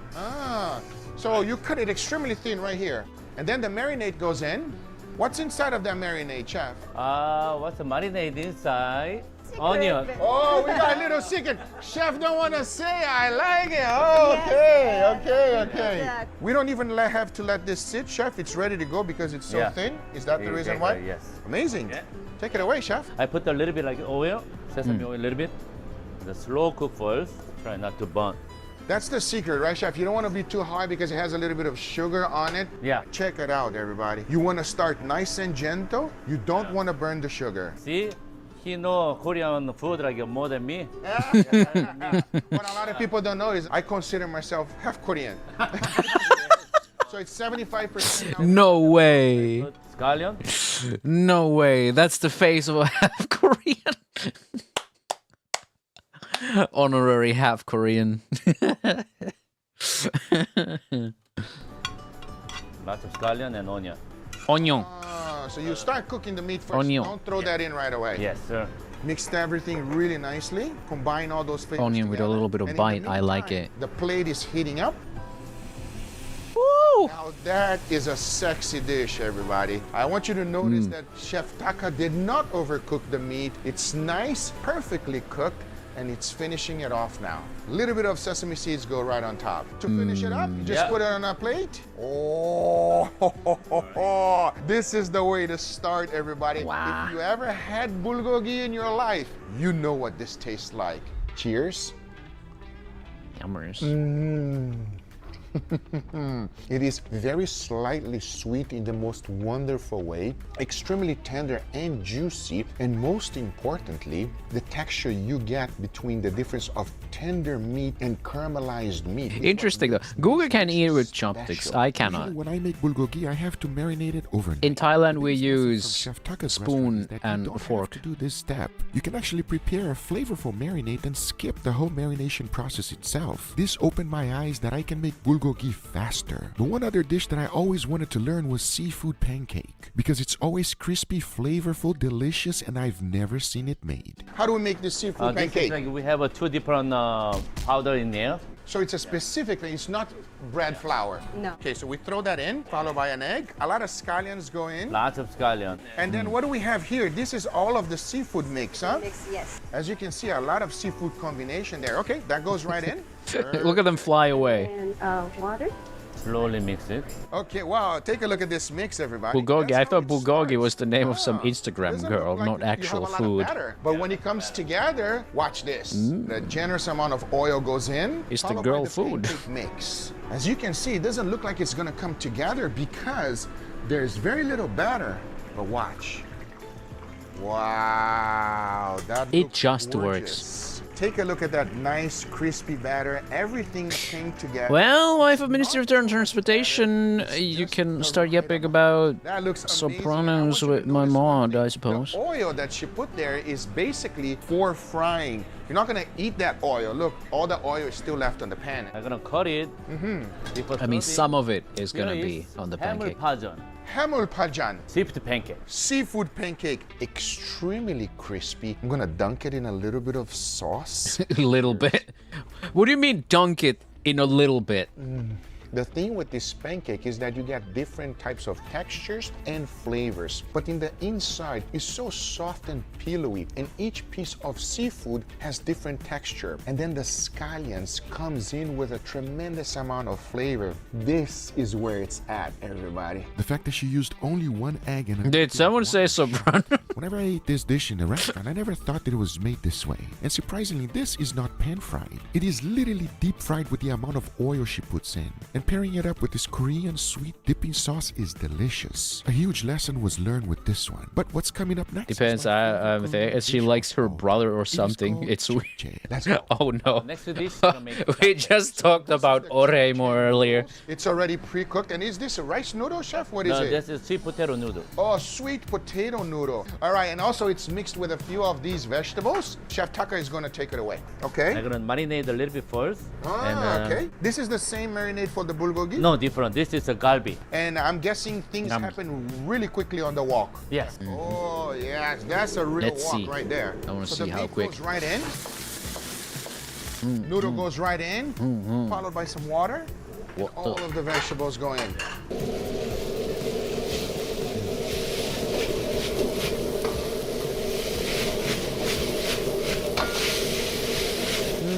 And just like that, the dish is done. You cook it so quickly, chef. I love your tossing technique. It's like a master at work. And that goes right on top of the plate. Chopped Look at that chip. color. Oh, what a colorful dish. Egg. All the time, Korean people love sesame seeds. Chopped chip made for celebration. The longer your noodle is, the longer you're gonna live. Cheers. Oh yeah.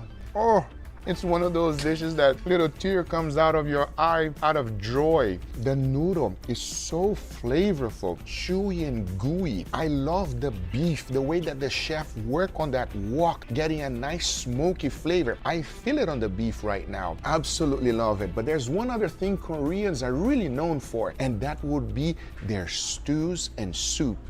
So next, I wanted you try Yukgaejang. Yukgaejang. Yeah, beef soup. A little bit spicy. I'm starting to like spicy a little bit more. These are all the ingredients we got. Some scallions, bean sprout, beef, mushroom, the clear noodles. Oh, chef, they look powerful. That's a special made it.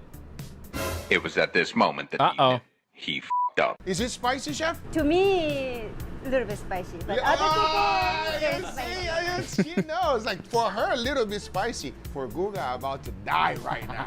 All right, let's do it. All right, We're about to watch Guga die on fucking video. Oh no. Got it. So it's homemade. Yeah. This is beef broth and the base for the soup. We're gonna put everything there. Scallion goes in. A lot of scallion, also mushroom, bean sprout, get a meat. And the spiciness. Now he mixed everything together. From Guga eats to Guga dies. Oh god. One egg goes in. He warms up a nice dish, puts the noodle in, followed by the soup. Guga, I see you. And just like that, he finishes. Oh, that is. Holy moly, that looks amazing. Guga, you should try. Oh. Yeah, Oh no. Put that together quite quickly. I love the smell. That it's like perfume for me, chef. It's gotta smell heavenly, but Oh, man. it smells spicy. Are you okay? Oh This is no. how you eat it. They always give you with a little bit of rice. So what you want to do is you want to get in right here on the rice. You grab a little bit of rice, just like so. Then you want to dunk it a little bit with the broth, kind of like that. I want to go deeper, but I want to grab a little bit of God, he's and Guga is going to die. Oh. For more beef. Oh, Yeah, more beef. my Oh.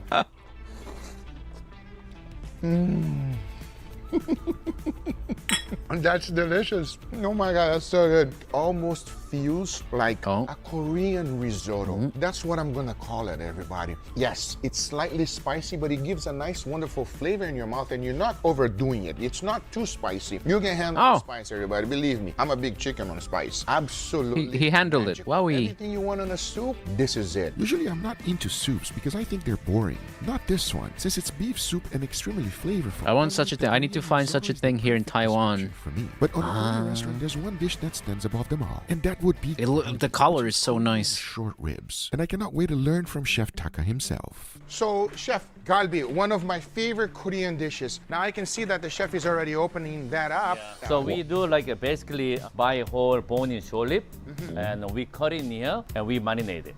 Okay, let's see. Marinade. Be careful.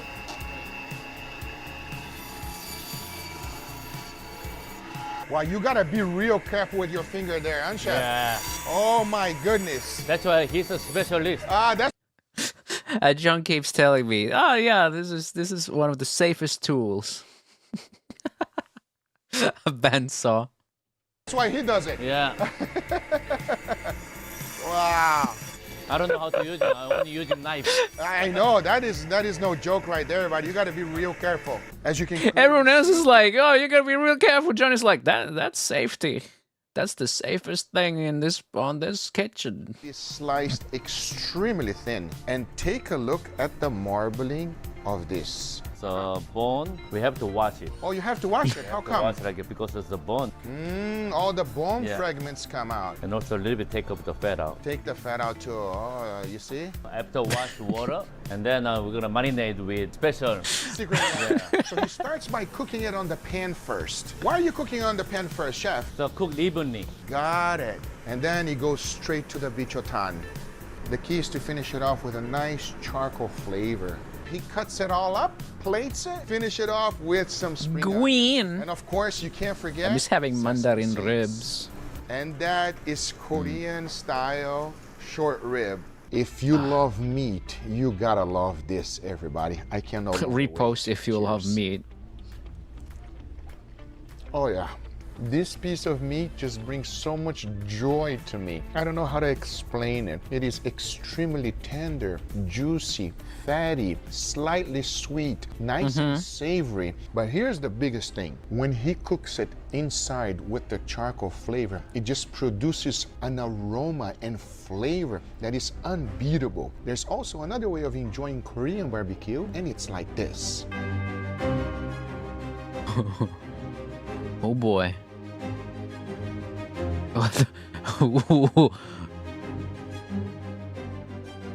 That's how you know Chef Taka is a master at work, everybody. Take a look at that. perfect. That's gonna be delicious. You ready? I think I'm not. No, you're not ready. No, I don't think I'm ready. Alexis and Pi asked me, would you use a bandsaw to cut steak meat? Are you that based? I'm cutting meat with a bandsaw slicing through like a vampire's law. With that loud pack, I'm carving my feast raw. Bow wow. Okie dokie then, Dracula. There's so many beefs to try. There's so many different things. I don't even know where to start. Actually, I do. Bawa. Yes, I was gonna say that. Oh, we gotta try the picanha. The only place I've ever heard of serving picanha on a Korean barbecue place, everybody. Wow. They did that. And we're gonna cook it nice and quickly, super thin. Sleep just well, like Empress that. Cheers. Tamari. Take care. Wow. Even in Korean barbecue, picanha still the queen. I agree. 100%. I think every Korean place should serve picanha, everybody. That is amazing. Now, he told me one of his best sellers is this, which is the short rib. And they cook quite quickly. And at the same time as things are cooking, you get to enjoy some amazing side dishes. Carlito, which one you gonna go for? I know which one I'm going. Oh, yeah. Oh, you love that one? I absolutely love this one, the sweet radish. Cheers, brother. Cheers. That radish is pretty sweet, bro. You see, as you're enjoying that, you're flipping your meat, having a good time. Try. Please try. Wow. He's serving Japanese Wagyu A5 here, everybody. So it's like next level. So I would say try everything because everything is delicious. Here's the deal. We're about to enjoy everything else, everybody, off camera. I want to give a huge thank you to Chef Taka for welcoming me in his restaurant. If you are ready for some next level Korean barbecue, come here. They even have the queen. All the information of the restaurant will be on the link on the description down below.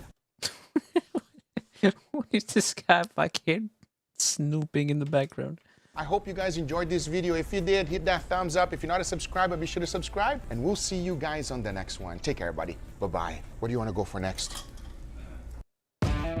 Every good pizza maker will tell you that the dough is the #1 most important thing. If you don't have good dough, you're not going to have good pizza. It's pizza time.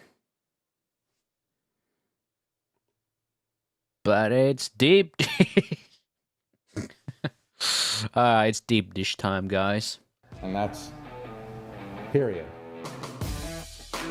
Pizza is iconic here in Chicago. A lot of people that are traveling try to hunt down for the deep dish pizza. There's so many different styles of pizza that a lot of people don't know about. Is deep dish pizza really a pizza? It's more like a casserole, eh? I make a pan pizza. We do it kind of in a unique, different way. Layer the cheese on top of the dough. So when it bakes, we have that ring of caramelized cheese going all the way around. So it looks burnt, but it tastes incredible. I love how nasally this guy's voice is. We do typically sell out before we open, and that still blows my mind. I get to make pizzas for a living, man. That's incredible. I mean, it's just amazing. Well, that's a very nice way to look at it. I love his voice. He's great. Chicago Magazine giving us #1. They didn't even tell me that the day of the magazine. They gave me #1. They didn't even fucking tell me. It came out and it was mind-blowing to me. And it's also incredibly humbling as well. I get such a fulfilling feeling out of making incredible pizza. Driving a semi. I'm dreaming in pizza. My name is Robert Molesky, and I'm the owner of Millie's Pizza in the Pan Molesky in Chicago, Illinois. That's a sure name, for sure.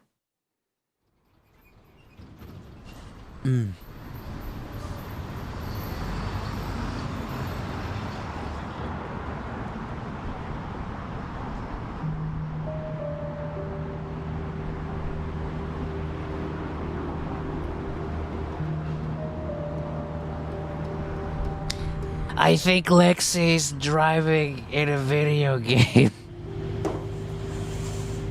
I typically get here at around 8:30 in the morning, and I'm checking the weather because that's kind of crucial to making really good dough.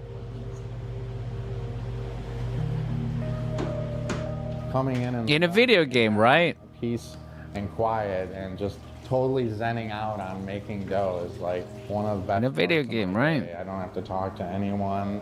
I can just enjoy the quiet. He ain't gonna talk to anyone. He just you know, flirts with the pizza dough. Gives out moistness to the dough, stickiness, but it's like stickiness. The yeast kind of a Red Bull. Typo. So like it's kick-started right away. So this is equal parts flour and water, and we add a little bit of fresh cake yeast to this. You fucked the pizza dough, didn't you? Pizza, it enhances the flavor. No, not my wholesome deep dish pizza video.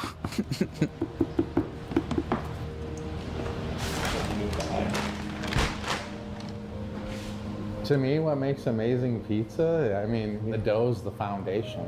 I just love like the tweaking on it. You're constantly having to adjust it. It's really hard. He loves tweaking. Water. There's the science behind the it. dough. It's one of the most humbling things. This dough recipe has taken me probably close to 1,000 hours, I would say. Whoa. A lot of time, a lot of failing. There's days where I nail every pizza. Oh, it's those industrial mixers with the come in and you just fall flat with that weird ass guard. Disaster. It's exciting. One of the things I love most about making pizza is it's just really nice to come in, make dough. It's almost meditative. So I just really We need more food videos of that one guy that looks like Peter Griffin. also a creative aspect to it, so it's like really cool to just tinker with the dough and tweak it, and when it comes out right, it's an incredible feeling. Look at all that dough. Wow.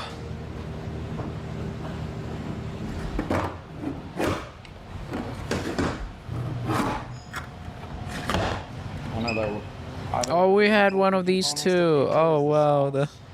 We use tomato magic, Stanislaus tomato. Now that's some hardcore can opener. I love those. They shine themselves. Just a regular can opener would break all the time. Sometimes it takes forever to open up the cans. Kosher salt, dried oregano, red pepper flakes, and garlic powder. Why we don't cook our sauces, because uncooked sauce is a lot more vibrant than the cooked sauce. I don't know, I just like settled on just simplicity. Simplicity is good. Incredible tomato, why drown it out with all these different flavors, you know?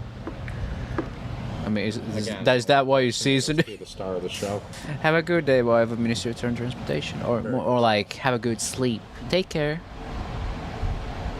Imagine the amount of bread you could do with that dough. Holy shit. Imagine the amount of bread I would do with all that dough. Pre-order, they pick a time slot, order their pizza, and that's when their pizza's ready. Untitled one. That's from amazing. Chicago. Named like my music tracks. It's from What We Do in the Shadows, one of my favorite shows.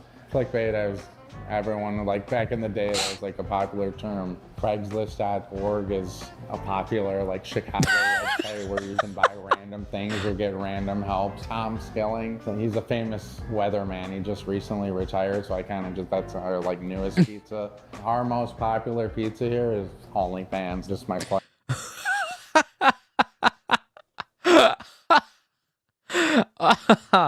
Oh my god. Genius. Genius.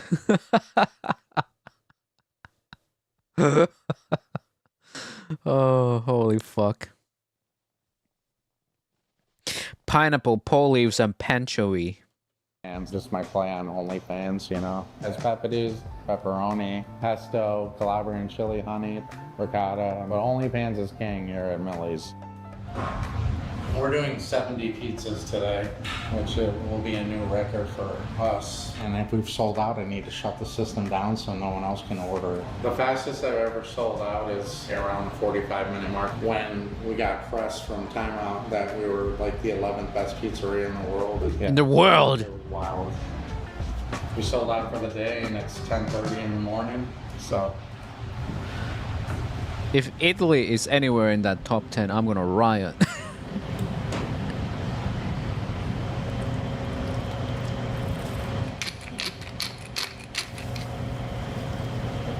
He made the dough.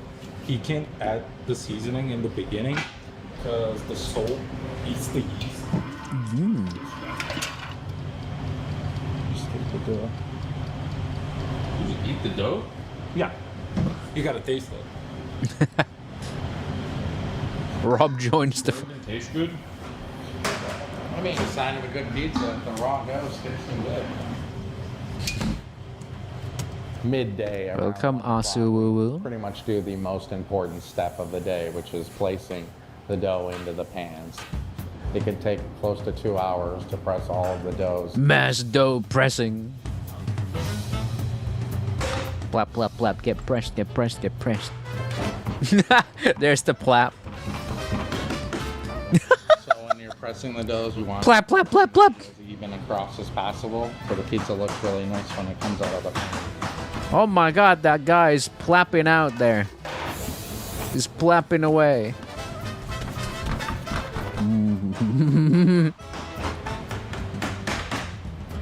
This is kind of the side height of the pizza. If there is one side that's higher than the other, the sauce is gonna just escape. Plap, plap, plap, plap. Get gluten, get gluten, get gluten. With like this slightest bit of curve, so there's the cheese crust there. He even checked mine. He's the ultimate perfectionist. We press our dough. Could you guys have one perfectionist in there though? Be made, and we let it rise. I think that gives it a more airy feel. It's lighter. It's not as heavy. It's not as dense.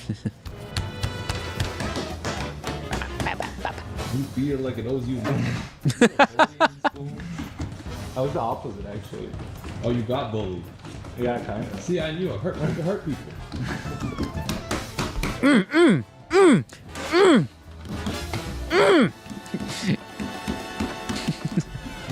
You've been a bad piece of bread.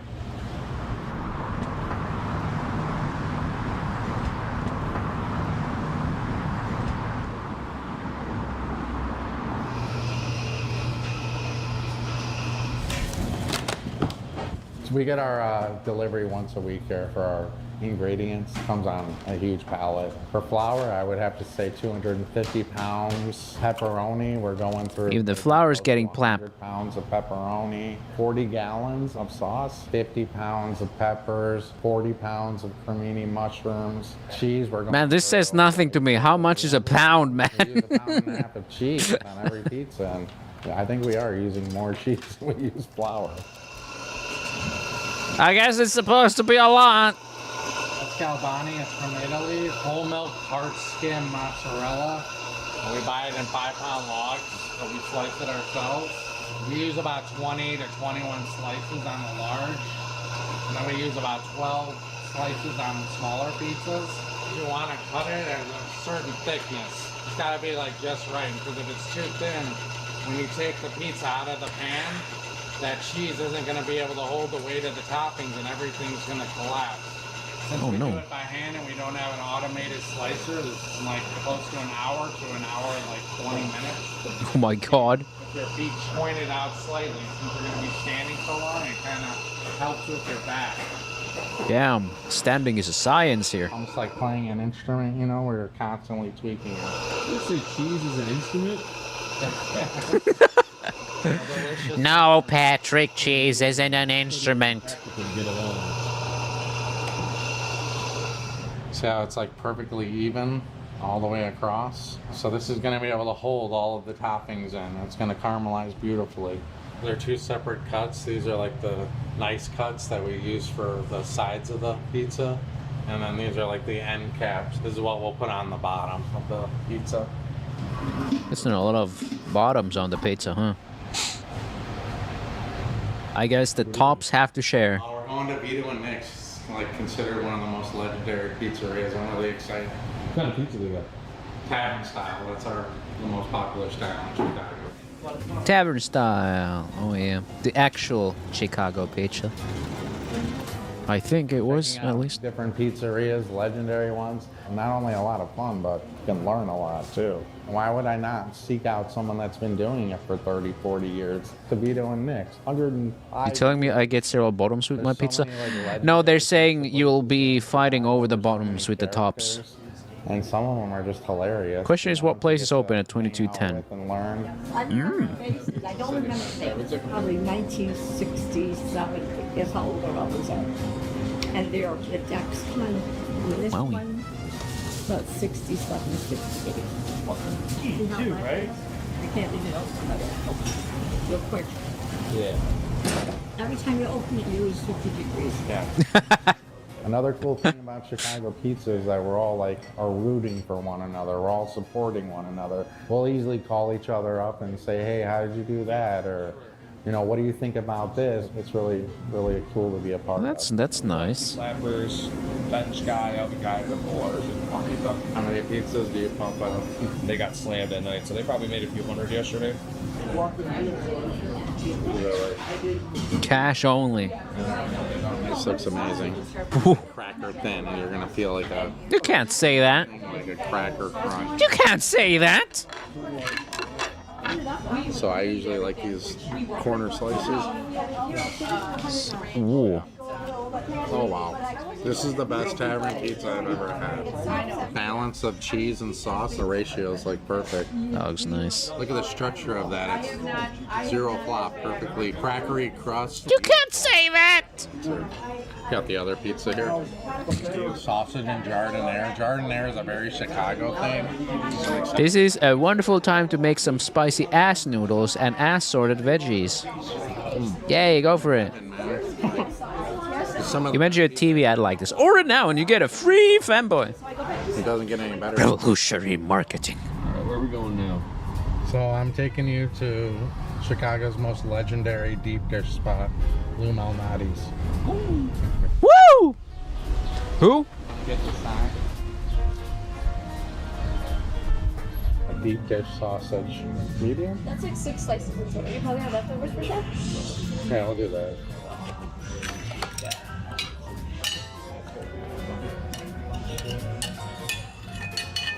Thank you. Whoa. Cracker, buttery crust. You can't say that! There is on there, hacked with garlic. There's chunks of tomatoes, beautifully melted cheese. It's like your classic Lou Malnati's pizza. Nice. Oh yeah. Mmm. Mmm. Oh my god. Will they ever stop their spray of slurs? Please.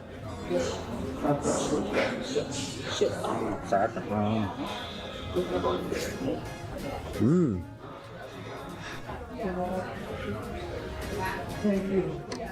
Round two. Mmm. Mmm. Happy? Oh yeah.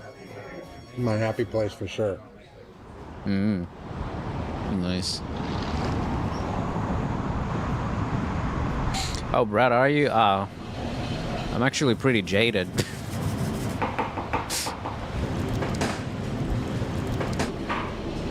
This is our cold prep table, so we have all our cheese that's here. Additionally, we have our meats over here, the pepperoni and the bulk sausage. Yeah, this is Rosa Grande pepperoni.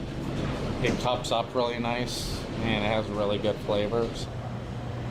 We put complimentary fresh mozzarella on top of each pizza. So when we close the box, with that heat, it just melts on it, and it's just perfect. Pesto, Perfetto. ricotta, and honey. This is such a strong combo, so it's just like a cheat code on pizza. Which pizza does that go with? The only pants. We're starting to get all the final prep done. Fucking only pants. Filling up the ricotta bags, getting the mozzarella out, getting the stations ready for battle, basically. I start to feel kind of butterflies. I still get nervous every single day making pizzas. So it's a deck oven with 5 decks. They're pretty rare in the city because they're so huge. Amazing for making pizzas. Just a new one's like 15, 20 grand, but to get one new is probably like 30 to 40K. So there's 5 What? telling you what deck is coming up in the door. Have you named your oven yet? $30,000 for the oven? Wait, what? Jesus. You should call Fucking hell. Am I weird for drinking the mozzarella juice? I don't know. Different, maybe? Do you want to be normal? Oh shit, here comes the montage. In cheese we crust. Oh yeah, cinema. Together for quite a while that we barely even need to talk to each other at this point. We all kind of know what it takes to get the job done. From what my therapist said, I'm far from normal. Every single pizza we make is caramelized cheese crust, so it's pretty important that we nail that. We layer the cheese to lay on the lip of the pizza. I mean, I feel like the heat's conducting being weird is being normal. That cheese is starting to have the Maillard reaction in caramel. And being normal is weird. If you've ever made like a grilled cheese with a lot of cheese in it and it melts into the pan and then that cheese starts cooking in the industry, they call That's it not even like crust. crazy deep anyway. It's kind of nice. Because this is a newer oven, like every pie looks juicy. No, that's a weird term, but it just like looks succulent and like appetizing. That was not evenly split.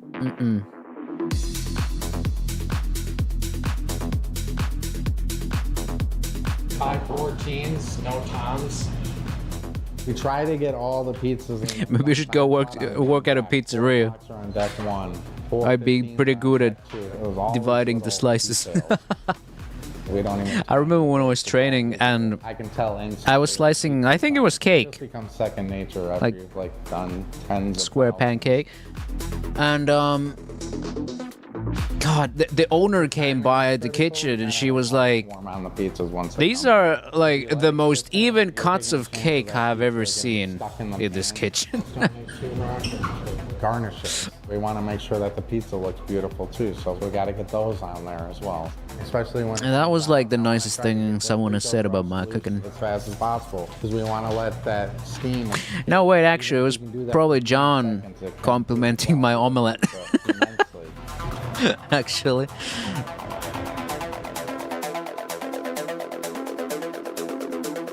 Craigslist.org. That's the Craigslist pizza, baby. These are both for Jacob.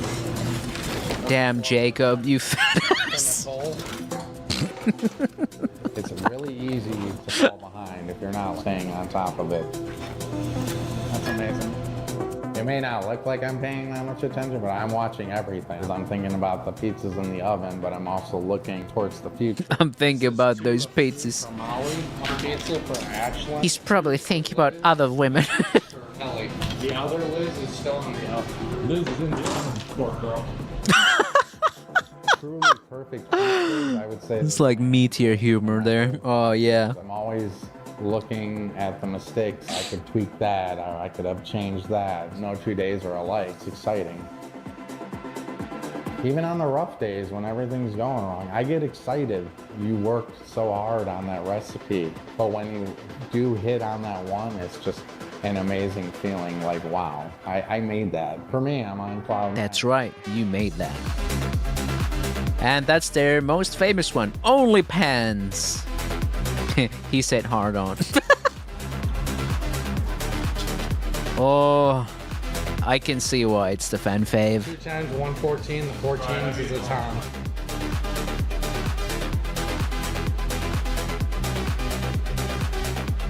That is so much pepperoni. I feel like I could go like a third of that amount of pepperoni easily.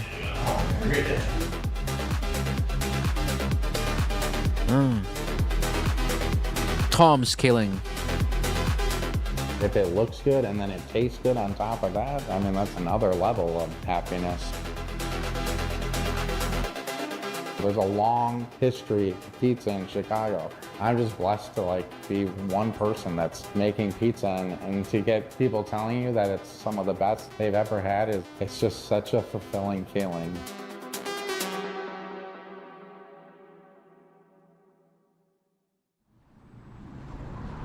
That was nice. That was a nice montage. Beautiful pizza. What is that? Dough. They just fried the dough. Oh my god. Oh, you can't do that in the kitchen if I'm there. You cannot just fry some fresh bread for me. You will not see that bread once it comes out of the oven. It's gone. That's literally happened.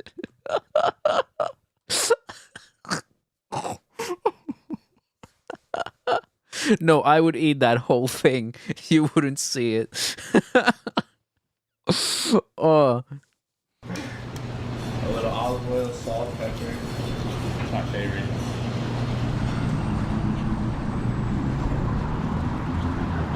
No walk-ins. We're sold out.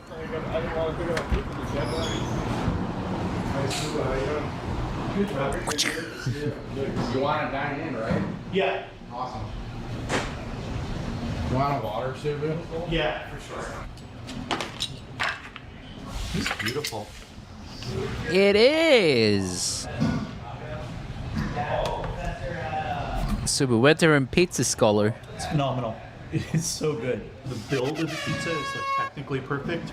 Visually, it is stunning. It's crisp and crunchy. He's a scholar. Aww. Appreciate it. Subaru is cool, man. Holy moly. No, that's a good pizza. Thank you very much. Hey, you want to come and pick it up? Yeah. What's the name? Jeff. Jeff. 4. Are you picking it up? No, we're sold out. Sorry, guys. No, you're good. Plop, plop, plop, plop. We're trying to come up with a new like vegetarian pizza, so trial and error. We'll see how it turns out. Veggie Sour pizza. cream and ricotta with a little bit of honey, sweet cherries, and then there's also nectarines. They have some Nectarines, what? production, blue cheese that'll crumble on there. These kind of pizzas, the ingredients can be like pretty costly, you know. They sell pretty well. Trying the new thing with the panko on the bottom because Panko? the old person told me about it.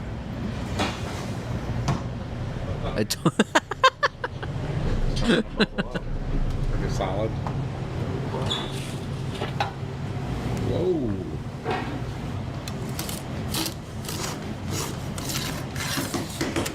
Looks pretty good. A nice golden brown. Hey, it looks pretty good.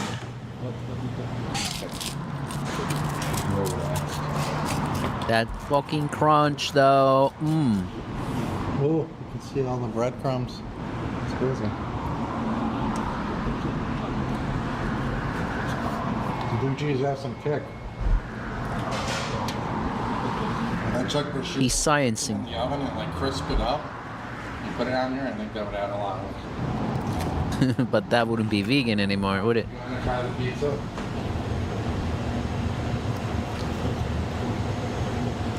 Man shaking.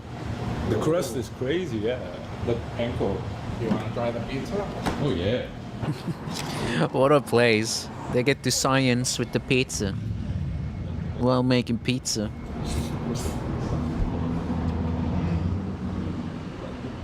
Nectarine on a pizza is quite something.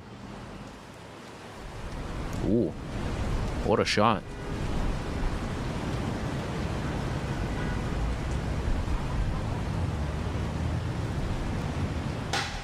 Divide dough.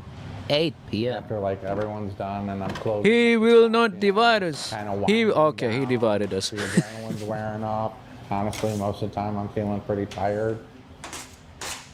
I'm also like looking back like, wow, this is really cool. I get to do this for a living. And what we're doing right now is we're dividing the dough for tomorrow's service. We made the dough this morning and doing the big ones and then I'll do the small ones. And we place it in the fridge to cold ferment overnight. Reminds me of the fact that Swedes like banana on their pizzas. Start our I wonder how that is. We end I it would with try it. I think there's a lot to be said for giving it your all every single day. I could definitely try and give more every day. I mean, what I personally love about pizza is it's a craft. It takes a lot of hard work and it's something that you create. And it's also incredibly humbling as well.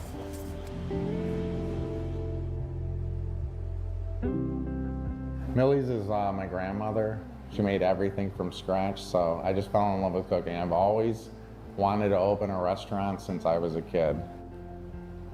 You know, one thing that I never really talked about was like my father passed away from a heart attack. That was one of the driving forces why I started this pizzeria. Before that, I wasn't really doing anything with my life, so I wanted to show him before he passed away, like, I'm gonna make something of myself. I wanna make you proud, you know. You know, he loved talking about pizza right before he passed away. how's the pizza business? So, We just noticed the fucking Pink Floyd cap. Restaurant life can be hard on the family too because you're here. It's a 24/7 job. My son, he was just born 7 weeks ago. I never thought I was going to be a father ever in my life. His name's Jacob. You feel an immense love like I've never felt before for this human being. I'm working with him in mind, you know. I love. While I'm working, a lot of the time that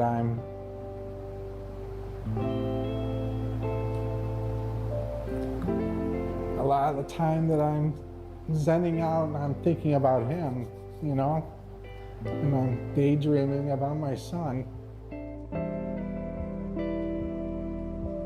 I just want him to be proud, you know, I just want him to be proud. I hope that he is. I'm proud of what I've done, so I hope that he feels the same. I mean, making a famous pizzeria, I'd be proud.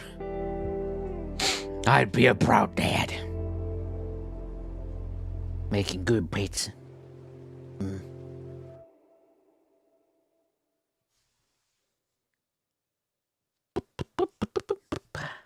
Maybe we'll jump to the Chris Broad video.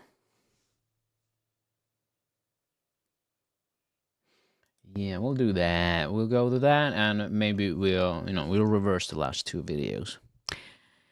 It's called 101 Things to Do in Tokyo. Hidden Spots Revealed.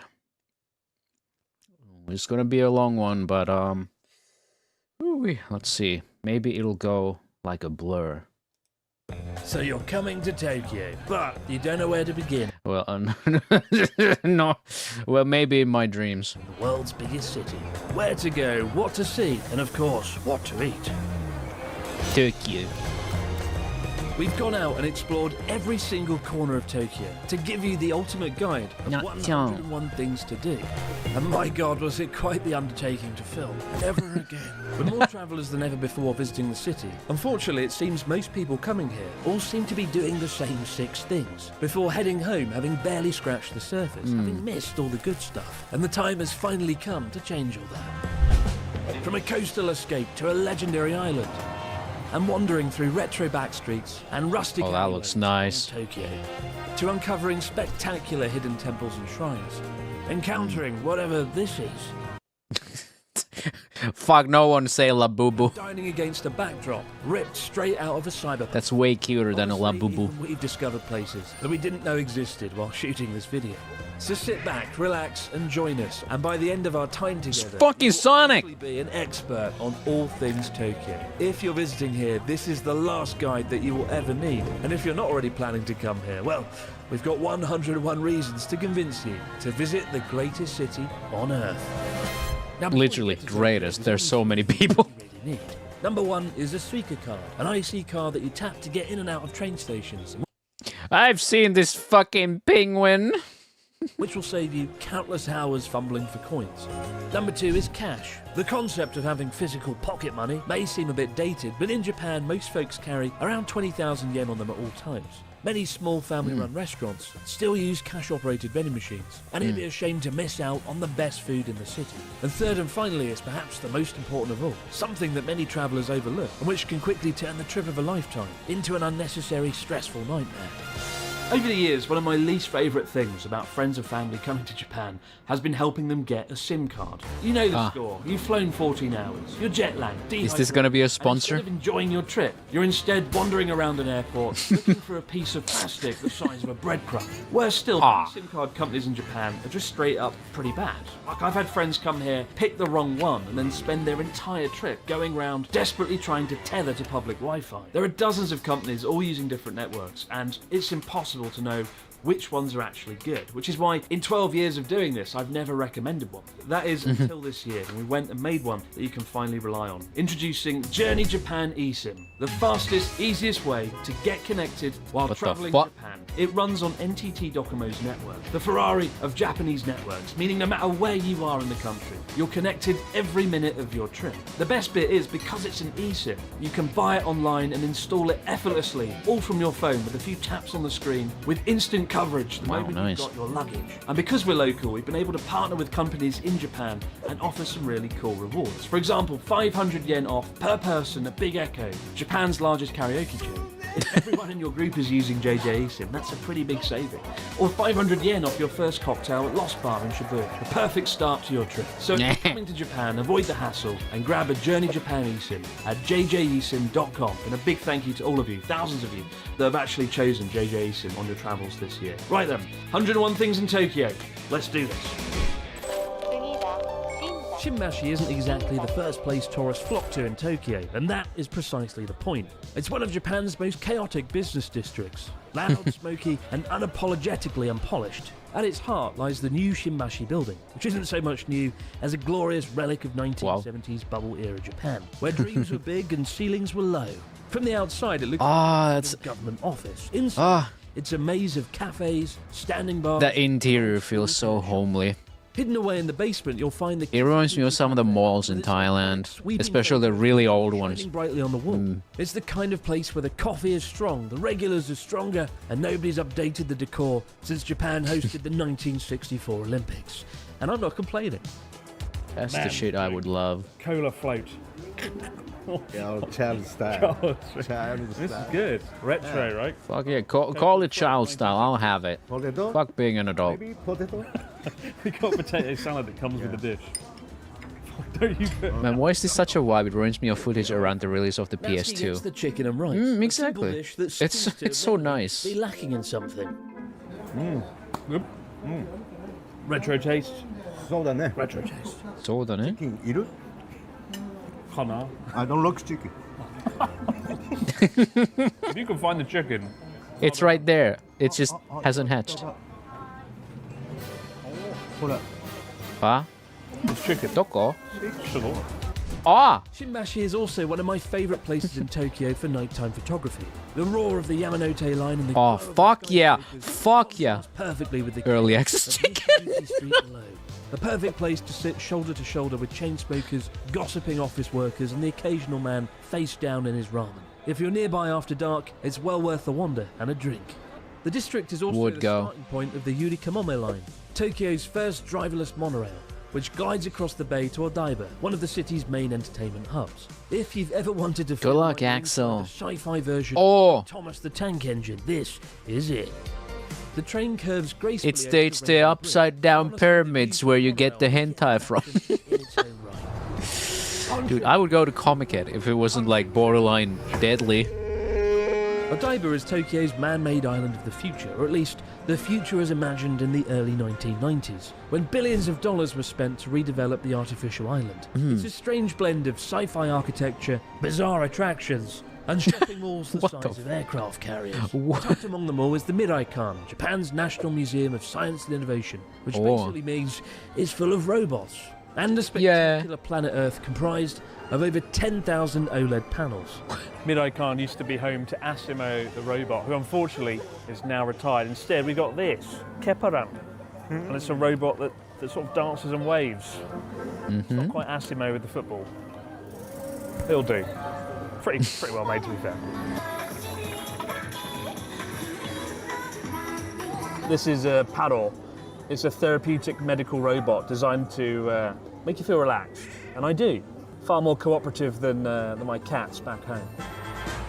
The only thing better than Tokyo is a tiny Tokyo you can lord over like a god. And at Small World's Tokyo, you can enjoy Asia's largest indoor miniature theme park with 8,000 square meters of obsessively detailed dioramas. Every 15 minutes, the entire world shifts from day to night, complete with blinking lights, ambient sounds, and thousands look at those of tiny cars. people living out their best plastic lives. There's even a fully operational miniature airport where planes take off and land. Whoa. I think my favourite diorama isn't the gigantic mini-land. Neanderthals would be proud. Kind of 3D diorama in a box. Or scared. It cost 1.2 million yen to buy, so about $10,000. But the level of detail is exceptional. Every single house has got like living room in there. You can see a bedroom in there. Somebody cooking some like chicken over here. Maybe that's why I like it so much. Yeah, probably my favourite thing here in miniature land so far. It's very nice. Is where Tokyo gets a little bit carried away. Here you'll find a replica Statue of Liberty perched by the bay in the shadow of the iconic Fuji TV. Ah, look at that. Cool. Modern Gundam. Because No. she have many No, I don't agree. Nope. I get There's the nothing sound of cooler it than a Gundam. First kind of thing I saw when I came into Not-chan, come 13 on. years ago. We drove from Narita Airport on a bus, came over the bridge, and it had that incredible panoramic sweeping view of the city. And, you know, in the 12, 13 years I've been here, the skyline has essentially doubled in size. It's a very different looking city now. I think it's also Tokyo's most prolific date spot as well. You always see couples walking around here. And you can see why. Meanwhile, around the back of the waterfront, you'll find the infamous Unicorn Gundam statue. There it If is. you don't care about Gundam, it's hard not to be impressed by the sheer ridiculous scale of it all. This bad boy, 19.7 meters tall, 49 tons, hundreds of parts, and it moves up to 4 times a day. The unicorn on top comes apart.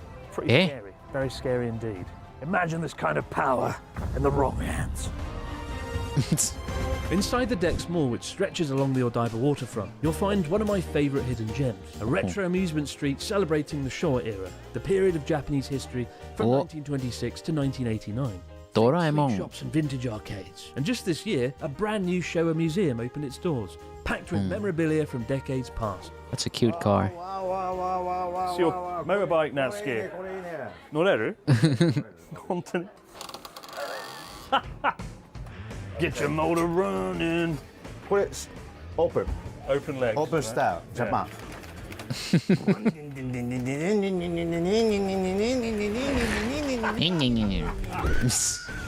Going back in time is hungry business. Fortunately, just around the corner, the nostalgia continues. In your Takoyaki paradise! It exists! Serving up the regional variations of Osaka's #1 street food. なんかホットチリのやつじゃない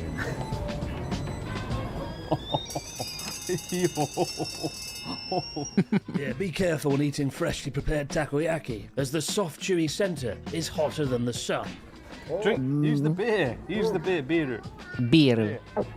Oh, good condition. Which deity do I need to pray to go to Takoyaki paradise after dying? You could try me. Oh, it's so good, it's so delicious, but my God, I can't feel my tongue. Oh. Just around the corner from Odaiba's entertainment district, you'll find something a little more sobering. The Tokyo Rinkai Disaster Prevention Park. It's a government-run facility designed to educate people on how to survive a major earthquake, which unfortunately in Tokyo isn't so much a what-if as a when. The highlight is an immersive simulation where you're cast as a disaster survivor and have to navigate the aftermath of a megaquake. Half museum, half apocalypse training ground. It's a worthwhile visit, especially to residents of Tokyo looking to educate themselves on what to expect in the worst-case scenario. As we hop over the neighbouring island into Toyosu District, we arrive Join the at Bat Team Cat Lab Guild Planets, today. one of You get to Tokyo's eat most takoyaki in our afterlife. Opened in 2018 by a collective of digital artists, it's like being swallowed by a sentient lava lamp. An undeniably impressive display of mirrors, neon dreamscapes, and in one exhibit, 13,000 real-life orchids dangling in mid-air. And for all its attractions, the water exhibit has to be my favourite, where you ditch your shoes and socks and trudge through streams and ponds barefoot while digital koi carps swim around your legs. It's confusing, beautiful, and dare I say, oddly therapeutic. Wow. 食べれる? You can try. We don't like fish. What? Oh, Koi. Cub. Oh my God, Yeah. Natsuki, it's up to Natsuki's knees. No.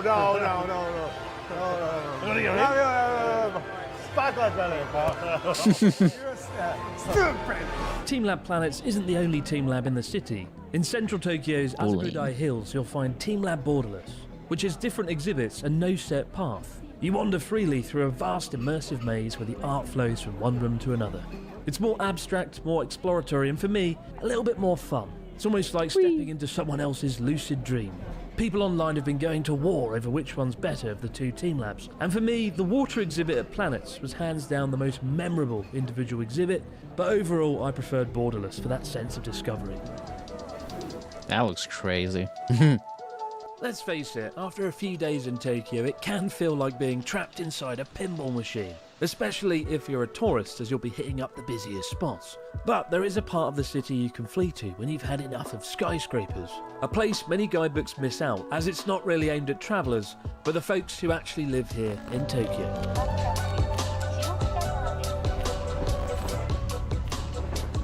So Shimokitazawa is kind of the hipster capital of Tokyo. It's a really fun place to be. It's a place where the coffee tastes like somebody cares, vintage clothing rests on every street corner, and bargains at every turn. So let's go and take an afternoon stroll, see what we can find. So Shimokitazawa is known mostly thrift for its stores. clothing stores. When I shop for my clothing, I like to shop at Baz Store. Come on in. With 200 vintage clothing shops in this neighbourhood alone, you're absolutely spoilt for choice. Though it's worth noting, thrift stores in Japan don't appear so thrifty, as folks take very good care of their items, and that is often reflected in the hefty price tag. Still, one bonus is the stylish Japanese English found plastered across the clothing. Another one pickle. Fickle. Another one pickle. What does that mean? I think it's time to find Charlotte some clothes. Oh, gosh. I want to see you in this. What do we think? What's the front look like? Let's see. What's the front look like? Yeah. Oh, that was Like this. Oh, that's kind of cute, actually. I don't mind You it. actually want this? It's not horrible. See, when you come shopping with me at Baz Store, you find all the deals. How much is this atrocity? 7,990. Yeah, it's quite expensive. Thrifting my ass. Mayberry. Like grifting. What does that mean? It sounds Gonna like a pop some tags. Only got 20,000 yen in my pocket. Having failed to be enticed by the clothing, it's time to admit defeat and find lunch instead. Step outside Shimokitazawa Station. Multiplayer dreams. By a wonderfully That'll probably come after the, the whole. My favorite Oh, is a Thai Thai restaurant called Thai Yatai 999. That'll probably come after we have to start working in our The dreams. whole place looks like a 1980s movie set. Oh, I had the fucking omelette yesterday. Oh, with sticky rice. Sheesh. Ah. Yep, that's Thai food, all right. In Tokyo that has this many neon lights around. At night, it looks amazing. But even in day, it's pretty damn cool, right? Imagine trying to sleep, but you dream of a Modern Warfare 2 lobby. I'd still come here, but thankfully, it is very good. Thai 999. That would be hilarious, You actually. need to call a fucking ambulance when you're done. Before we get back to spending our pocket money at some eccentric shops, what better way to wash all that spicy Thai goodness down than with a refreshing glass of matcha green tea at Shimokitazawa's most stylish tea shop, Matcha Passport. Serving up matcha sourced from the tea fields of Kyoto and sold in sachets packed inside literal passports. Some might call that borderline pretentious, but when the tea looks and tastes as good as this, as far as I'm concerned, A passport to heaven. the hell you won. Oh shit, that's good. Matcha green tea doesn't need an introduction, but there are some places that do it better than others. And Imagine if Valve released a new like type of thing. I'm buying that. We'll see. We'll see what Gaben's cooking. get greedy like me and take your date's matcha as well. The moment you fall asleep, you hear some 9-year-old scream slurs at you. So Matcha Passport, enjoy. Then you realize you just fell asleep in VR chat. This time at one of my favourite shops in Japan, where the inside feels like a genuine treasure hunt of the absurd. Village Vanguard. It likes to call itself an exciting bookstore, whatever the bloody hell that means. But I think books are just about the only thing you don't buy when you come here. Come and check this out. Wowie. Alright, technically the books are a pretty big draw card, but you first got to get through Tamagotchis, the damn. Tamagotchis, masks and stylish clocks first. It's an honestly bafflingly random store. I know what I want for my birthday. A ramen clock. Whoa. Is this genius or is this awful? You decide. Genius. I would have it. This is a book about abandoned scenes, like artwork of Tokyo, if things went very wrong. If it's not burning, I'm not going. That's a really cool book. There's a lot of shops in Japan that sell everything, but also nothing. Oh no, I'm gonna play it now.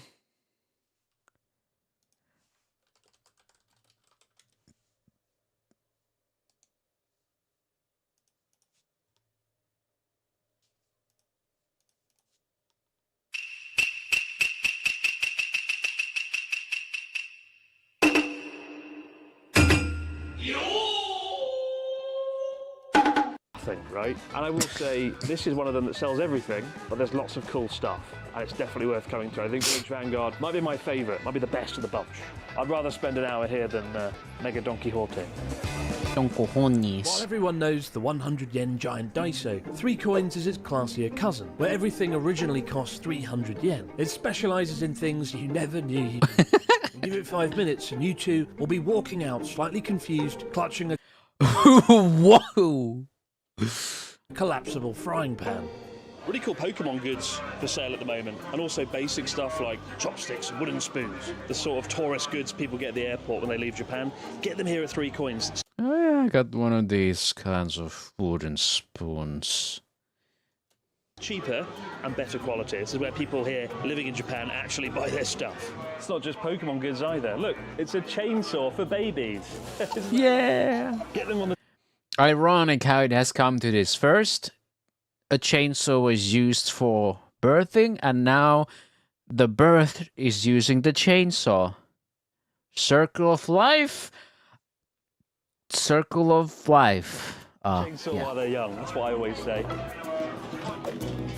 Stickers, we all love them, especially Charlotte. This is the sticker store. The most... Sticker store? Whoa. Watch out for the step. B-side label is less a shop, more a chaotic art gallery, plastered with stickers. Whoa. Their motto is stick them anywhere, and you literally can. They're UV resistant, waterproof, hell, they're even dishwasher safe. Just What? be careful which one you choose and where you stick it though, because once it's on, it's staying on there longer than most relationships. It's pretty damn cool. There's a sticker for everything. Even things that there probably shouldn't be a sticker for. Ugh. For several hours without caffeine, the sight of the Commodore logo feels like salvation. Founded in Nagoya in 1968 and now boasting 900 branches. Damn, Oji-san, Inside, chill. Wood paneling and cozy booths. It's the kind of place you pop in for a coffee and accidentally stay long enough to retire. Those pictures look real nice. What a place, what a vibe. Love the atmosphere, love the bouncy sofa. I think my favourite thing about Don't break it, Chris. is the iced coffee comes in a literal flagon. Look at that. It's like fucking Dumbledore's potion room. In most coffee shops, sandwiches are a microwaved afterthought. Here in Commodore's Coffee, it's the star of the show. I mean, look at this bad Wow. boy. It's bigger than the battleship Yamato. Crispy golden bag of goodness. It's so damn good. Is it bigger than Yamato 2 though? It's one of my favourite branches. It's a really nice vibe in here. Come for the coffee, stay for the tonkatsu sandwich. Oh. So between Shimokitazawa and the Gotokuji Temple, there's a really nice walking path. It takes anywhere between 30 minutes to an hour, depending on your pace. Look up Bonus Track, which is a series of restaurants on the outskirts of Shimokitazawa. But you'll find this path here. Follow it, and you will have a beautiful walk through the more residential, unseen parts of Tokyo. It's not that popular. I came for the at all, coffee, why should it stayed be? for the But if you're battleship. looking for an authentic slice of Tokyo and you want that walk, this is the place to do it. The pleasant nice- 35 minutes nice part of from Tokyo. Shimokitazawa to the Gotokuji Temple is a great opportunity to burn off that tonkatsu sandwich. And the reward at the end is the birthplace of the Maneki Neko, the small waving cat that's single-handedly kept Japanese souvenir shops in business for the last 200 years. Legend says a poor monk's cat beckoned a samurai lord into the temple during a thunderstorm, saving him from lightning, and in gratitude the lord became the temple's patron. Walk into the shrine and you'll find yourself surrounded by hundreds of tiny ceramic cats. At times it feels less like a spiritual sanctuary and more like a Stephen King novel with paws. Visitors are encouraged to buy a cat statue from the temple shop and return it later once their wish comes true, hence the ever-growing army of cats. Heading back into Shimokitazawa, there's one last thing left to do. I'm gonna buy one and wish I was a famous VTuber, and I hope I get to return it. So Shimokitazawa is one of the 3 holy trinity of good photography spots at night, along with Shibuya and Shinjuku. It's probably a little bit underrated, actually, compared to the other 2. It's not as intense, it's not as overbearing or as intimidating as Shinjuku. And while the rain might be a hindrance today, it actually looks a lot better at night, as all the lights bounce off the road, illuminating the surroundings. We're about like a third of the way or something, That or is fourth. Shimokitazawa, not Fourth. necessarily the Tokyo you see on the postcards, but probably the one that you'll remember. Use clothing and vintage. Shibuya! Over 500,000 people make their way Nvidia salivating all that every rage. single day. The moment the lights turn green, up to 3,000 people make their way over the world's busiest crossing. It really is a sight to behold. And it may seem like I've got it in for Shibuya Crossing, but that couldn't be further from the truth, and you've got to see it at least once. I think my main issue is many people visit Shibuya Crossing, tick it off the list, and assume they've just seen all of Tokyo. The consequence of Shibuya Crossing being a stand-in for the entire city in TV and films. Know that Shibuya Crossing is simply the prologue to the main event. Familiar. Oh, it's Lelouch as well. Damn. More like DMM. Of the city. So let's cross the street and dive headfirst into the rest of Shibuya. Should be a good manner project. Welcome to Pepper Parlor, a cafe where you order lattes while robots judge your posture. Oh. Located in Shibuya's Tokyu Plaza, it's staffed by SoftBank's famous pepper robots, who will either thoroughly charm. Damn, we had one of these motherfuckers at the. We had like an open doors day at the workshop when I was doing like audio stuff, and apparently we had one of these fucking robots there. Thoroughly charm you or completely haunt your dreams. I thought Truckgun was about to come out. The food's quite alright, and the service is, well, automated. It's almost like eating inside of a tech demo. But it is a sight that is rare to behold, especially for the moment you first gaze upon the restaurant and witness dozens of robots moving, serving, and entertaining customers. It feels like a glimpse of a future we were promised, but never quite got. After interacting with robots, trust me, you're gonna need a drink. Unfortunately, we have just the place in mind. And of course, if you're coming to Shibuya, you've got to come to our bar. Self-promo. We've got mocktails, we've got British mature cheddar cheese, 80s music, and if you use JJ eSIM, you get 500 yen off your first cocktail. Delicious. The perfect place to relax and wind on a cozy afternoon. I'll see you here. Cheers. Imagine actually meeting Chris there. Shinkai-pin is the Marmite of Japanese ramen. You either love it or leave halfway through. The broth is so thick, it's been compared over the years to cement, glue, and gravy. But it is a cult favourite for a reason. You don't just eat Tenkaippin, you survive it. And if you can finish the entire bowl without pausing, you've basically passed a minor endurance event. It's heavy, but my god is it delicious. Good luck digesting that, Chris. Loft is what happens when Japan crams a stationery shop. Ah, no, not the Oji-san again. A novelty gift shop inside one glorious five-story Oh god, those look lab. nice. It is a chain, but the one in Shibuya is beyond compare in size and scale. You go in for a pen and come out 2 hours later with a cactus-shaped lamp and a foot massager. It's the perfect shop for when you don't know what you need. Sonic! That you need something. And if you need to buy a gift for someone, His damn trust me, this is the Oji-san. one shop that you'll ever need. This is the main reason I come to Loft. The greatest cards in all of Japan, they're 3D, and the little dioramas, and it's just so good. Charlotte and I always buy them for each other or friends back home. People can't get enough of them. The detail is extraordinary. Whoa. In a similar vein, Tower Records across the road is the ultimate shop for music. But not just any music, it's a monument to physical media, which has a stubborn refusal to die in Japan. 8 floors of CD. Oh, Tatsuro Yamashita. Based. Vinyl, DVDs and merch. All while the rest of the world quietly downloads things off Spotify. It's a reminder of the good old days of listening to music, and the perfect place to remind yourself that yes, Japan does still buy CDs, and there's absolutely nothing wrong with that. No course not. Shibuya is complete without a trip to an arcade. Oh, hell yeah. And mercilessly addicted. Japan's got everything I think's cool. Like, they still sell physical media, they got arcades. Man. Taiko drums. It's hard not to get swept up in it all. It's an absolute chaotic joy until you realise you've spent 4,000 yen trying to win a stuffed banana and somehow still failed. Go! Wow, fun! In recent years, Shibuya Sky has become Tokyo's ultimate rooftop view. A 360-degree open-air platform 230 metres above the madness of Shibuya Crossing. On a clear day, you can see Mount Fuji, and there's no doubt the views are pretty much as good as it gets in Tokyo. Just be prepared to queue, given it's become perhaps the busiest attraction in the entire city. Meiji Jingu is Tokyo's spiritual pause button. Tucked inside a 170-acre forest beside Harajuku, it's home to towering torii gates, centuries-old trees, and a sacred peace that somehow blocks out the nearby chaos of Takeshita Street. Built in 1920 to honour Emperor Meiji and Empress Shoken, it was unfortunately destroyed during World War II and thankfully rebuilt by volunteers. Today it draws millions of visitors and the occasional wedding procession in full kimono regalia. As you wander through it, you'll wonder how a place this serene still exists in Tokyo today. It is possible.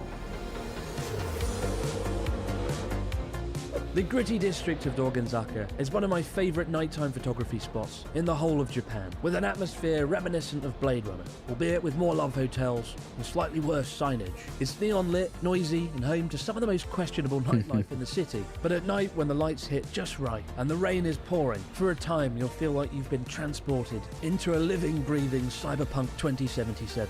And for that, I love it. That's not a good thing.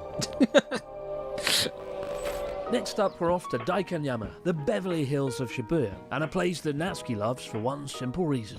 I like Daikanyama because look this. Oh, my restaurant. Yeah. Welcome to Daikanyama. Daikanyama's tea site isn't so much a bookstore as what happens when Apple, IKEA, and the British Library have a love child. Tsutaya in Daikanyama is 3 sleek, interlinked buildings filled with carefully curated books, magazines, and even vinyl records. It all comes with a softly lit interior, reminiscent of a Scandinavian crime drama. It is, without a doubt, Tokyo's most bookstore. It's a bookshop that seems to have everything, albeit with one noticeable gaping omission. They might be the best bookshop in all of Japan. Beautiful design, postmodern, set across several buildings. But there's no Abroad Japan book, so they lose a point for that. Not so good. You just didn't look hard enough. I didn't say that. Shut up. To add insult to injury, while they don't have my book, they seem to have an entire car showroom, quite literally inside the shop. Whoa. Bookstore with a car in it. Car. No, I've seen everything. It's pretty cool. Around the back of the bookstore, we find ourselves at Muji. Literally no brand, because all their stuff's unbranded. Oh, but Daikanyama's Muji Lab is where the brand goes full art student. The store doubles as a design museum, a silent cult, and a very expensive way to feel calm. It really is Muji's final form. And no, you still won't understand what half the damn items actually are. The irony of Muji, which of course means no brand, is that all their stuff is branded with Muji. So is it branded, is it not branded? I don't know. But what I do know, the irony. It's delicious. If you want some good curry, their food is actually pretty decent. While I'm busy looking at food, Natsuki's across the street looking at something to drink. Beer. Beer this way. Walk this way. Japan takes its beer rather seriously, but it's only recently started having fun with it. Spring Valley Brewery sits in a renovated warehouse, serving up craft beer flights in a glass-walled taproom that feels part Silicon Valley, part sake bar. They brew everything in-house, from citrusy IPAs to seasonal one-offs like yuzu white ales and matcha stouts. My favourite thing about Spring Valley, you can sit outside, nice afternoon, have your beer. Ooh. One of the few places in Tokyo you can do it actually, but it is like a hog roast outside today, so we're inside under the aircon enjoying our drinks. I've got Jansberry, which has won some awards, raspberry mixed with beer. And what have you got? Black beer. Black beer. That's got a flight. Very long. There's one cool thing about Spring Valley, you get a flight of beer as well, so you can try all the different like types of brew Jansberry? here on site, here in the middle of Shibuya. How to drink a flight of beer with Natsuki. Drink them all at once, mixed together. He's going at it. When it comes to in pee, just got pee in there. Mega Don Quixote might be the biggest and the busiest. For my money, the Mega Don Quixotes. the most fun. Mainly as the interior doesn't feel like a Mad Max free-for-all, like the Shibuya branch. Located along the Meguro River, the multi-floor madhouse sells everything from designer knockoffs and copious amounts of Kit Kats to whatever the dickens that is.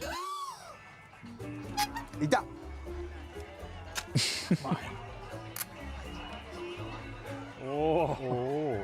Like Abu Hamza. It's open 24 hours, and let's face it, Don Quixote is less a shop and more a rite of passage. You simply can't leave Japan without visiting it at least once. Mighty soul.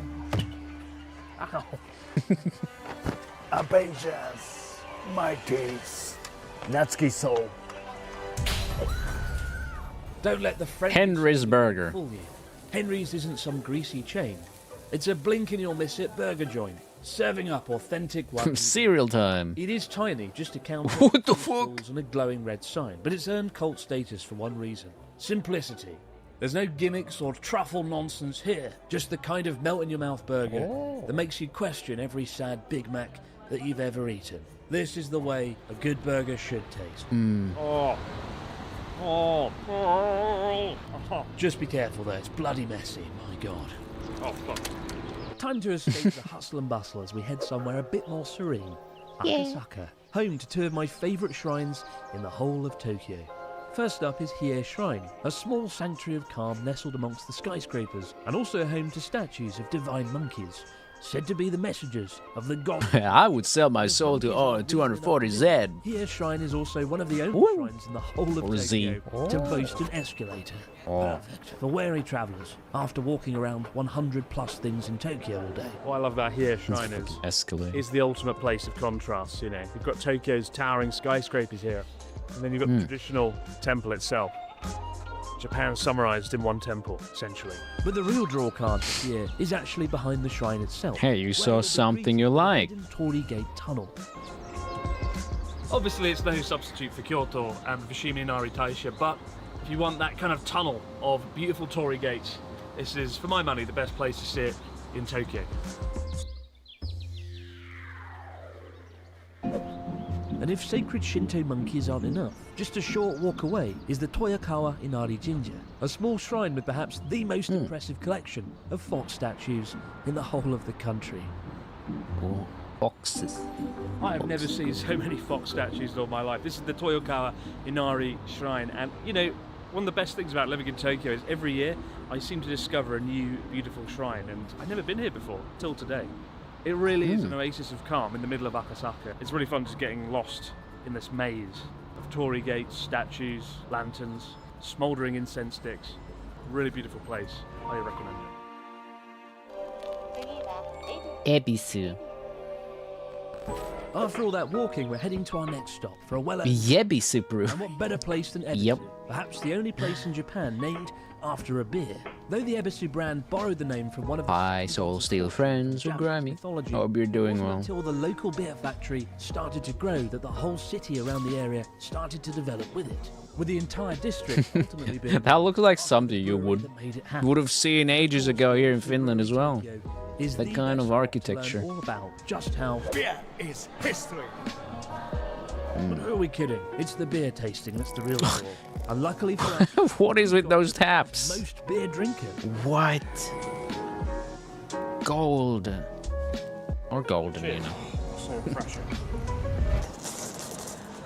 Ah, very nice. How do you rank Japanese beer brands? You've got Ebisu at the top right, number one, best flavour. Best What's flavor. Next. Next same three brand. Sapporo, Asahi, Kirin. Yay! Brands. You've got Ebisu at the top right, number one, best flavour. Best flavor. Next. Next same three brand. Sapporo, Asahi, Kirin. Out of these, I've had Asahi and Kirin. Kirin is quite a lot smoother. I mean, Asahi is really, really is super dry. Ebisu, Sapporo. Sapporo, normal. 一番好きじゃないブランドはどれ? Asahi. Ah. Friendship ended with nudging. There goes that sponsor. And once you've drowned your sorrows for losing the coveted Asahi sponsorship that'll never be, why not stroll through the opulent Hotel Gajeon Tokyo, a lavish and luxurious Only almost. where the lobby is open to the public to explore and feel somewhat out of their depth. Kirin is less dry There's opulent hotels, then there's the Hotel Gajeon. than Asahi. At least I know that much. Swimming through the restaurant. Fish. Roof building, which is just a restaurant inside this huge greenhouse-like structure on the side of the hotel. And there's artwork absolutely everywhere. Sculptures. Fucking cracked my goddamn wrist. It really is Ooh. spectacular, and it's on a whole nother level. And then there's the garden itself.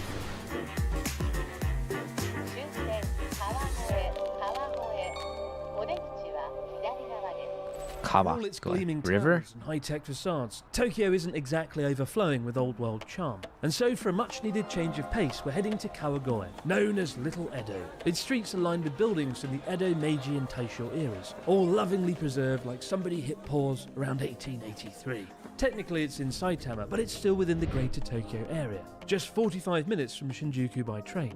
Our first stop is Kunozakuri Street, Kawagoe's main event, a beautifully preserved stretch of Edo period warehouses with black tiled roofs, wooden structures and the iconic Toki no Kane clock tower that's been ringing out for over 400 years. Whoa. Today, it rings out 4 times a day, towering over the bustling streets below, which feel like a samurai could walk out at any moment and demand directions to Horse doko desu ka? At least it would feel You mean Uma? if Natsuki wasn't wandering around clutching a beer like a lost festival dad. Uma doko I desu think we da? discovered where everybody goes in Tokyo on a weekend. It's Kawagoe, and it's kind of cool. There's a lot of traffic around, which sort of takes away Amazing. a little bit of the magic, but the architecture is absolutely stunning. All the town like an Edo, Little Big Band. Little Big Ben. No Big Band. Kawagoe Band. You want to ring it? I wanna. どうやって? How do you? You got to climb it. Shit. Whenever I see koi carp in the street, I feel like I'm in an Instagram reel or something like. There's a place in Japan where the koi carp. Real. And they dig. Let's fishing. No. Free time. Not fishing, that's Right. sacred. Catch target. The street I'm most excited about, though, is Kashiya Yokocho, literally Candy Alley. Kashiya. A narrow street lined with around 20 retro sweet shops selling old-school confectionery and enough sugar to power a small city. In the end, Natsuki and I are drawn in by the promise of Kawagoe-style pudding, featuring Ooh. sweet potatoes to help thicken up the recipe. Sweet pudding. Quite difficult to eat. Potato taste. I don't know what's going on, but yeah, it does taste a bit like potato. Oh, like eggs. Come for the Edo era streets, stay with the potato pudding. Leaving the hustle and bustle of the crowd behind, Wood. we visit Hikawa Shrine, best known as Kawagoe's Love Shrine, a peaceful riverside spot where well-wishers pray for romance. The shrine's been around for over 1,500 years. That sounds and in summer, cute. the I would walkway go there. transforms into a tunnel Pray for 5,000 wind chimes. wholesome It's a beautiful place romance. here. Lots of trees, nice forest. It's a Shinto shrine to commemorate and sort of celebrate love and marriage. Oh, marriage of God. Marriage of God. すごい. Amazing. Me, no. You're married, you're married. Please.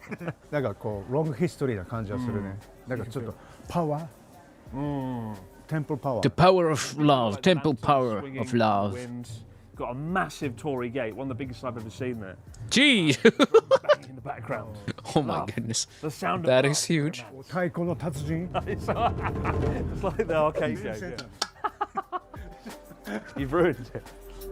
Having sustained ourselves for most of the day on a single pudding, it's time for a proper lunch. And for that, we head to Ogaki Unagi restaurant, which has been grilling eel in Kawagoe since 1807. Famous for their soft, smoky eels, 1807. and a rich, sticky sweet soy sauce. Best thing about unagi, the presentation. You get the red lacquer box, Ah. the lid off, and then, my God, look at that beautifully grilled unagi there. It's So fresh. pepper. Man, the sweet sticky sauce they put on unagi, it steals the show. Unagi is sauce. Sauce. Is key. Yeah, very important. Very important. I'm hungry. Very hungry. Love unagi don. Ooh. I've yet to have unagi. I want to have unagi so bad. Perfect. It is perfect. I can safely say this is the best unagi I've ever had. Right? I think so. It is insanely good. We waited 2 hours for it, and it was worth it. 2 hours. Whew. お腹 Some good fish. It's good that we didn't eat too much. 価値ある価値ある. You had like a pudding. We're starving for. Pudding. And And chicken. つくね. chicken. でも食べてないことにして. Come here with an empty stomach, and you'll be richly rewarded for it. Welcome my stomach. They had to go catch it. What the fuck? 2 hours? One of the joys Too famous. is the traditional architecture. And if you can't make it out to beautifully preserved mountain towns like Naraijuku or Takayama, Kawagoe is the next best thing. I highly recommend checking it out, even if you only have 3 or 4 hours to spare while you're in Tokyo. 次は Oh, Enoshima time. Enoshima is a tiny island off the coast of Kanagawa that feels like somebody shrunk Kyoto, stuck it in the ocean, added seagulls. It's part shrine, part seaside town, and I dare say part workout because the stairs here will absolutely ruin you. But after spending days in landlocked Tokyo, it makes a refreshing change. Oh, Jack. Just a 45-minute train ride out of the city from Shibuya. The island is accessible by the 389 Come, hope you're doing well. A pleasant stroll with sweeping views across the surrounding sandy beaches. And the moment Natsuki and I arrive, we hit the ground running as we pass through the legendary bronze torii gate and into Enoshima's bustling Nakamise Street. It says oxidized. Enoshima, a much welcome change of pace from Tokyo. The sea breeze. Dude, we're almost halfway through. Almost. A different world. As you ascend up the Nakamise Good Street. lord, this really is a marathon. It's a really nice place. It reminds me a bit of Miyajima down by Hiroshima. So if you can't get down there, this is the next best thing. The smell of grilled seafood hangs thick in the air. From octopus skewers to deep-fried whitebait. Perfect place to come after unagi because you'll burn all the fat Whether you're away. gazing uphill towards the Hetsunomiya Shrine or back down towards the bay, it's hard not to get wrapped up in the views and the vibrant atmosphere. And we quickly find ourselves being reeled in by the smell of grilled rice crackers at a store called Maru. You can't say that. Which presses octopus or shrimp into the cracker. And by the time it's You can't say that. absolutely massive and looks like an elephant sat on it. That is the biggest senbei cracker I've ever seen. Look at it. You can use it to fan the emperor. Emperor? 違う、でも like art でしょ。 It does look like artwork, yeah. Look at that shrimp. Flattened, compressed onto the senbei. It's a Hokusai shrimp. Like the artist. Oh wow, pretty good. The key word here. Chris is why he can actually say that. 1,000 power. Just but you can't, I can't have that shit. No. On this shit. Really? Maybe いけそう。君の weight でいけそう。 It's the same when I sit down. Apparently, it's the same as the 1,000 kilogram pressing power. Fantastic. Abroad senbei.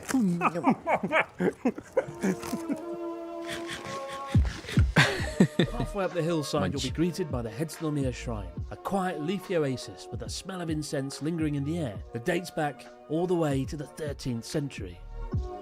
Escalator. なんで階段さっき登ったんじゃん。 Good exercise. Oh my god.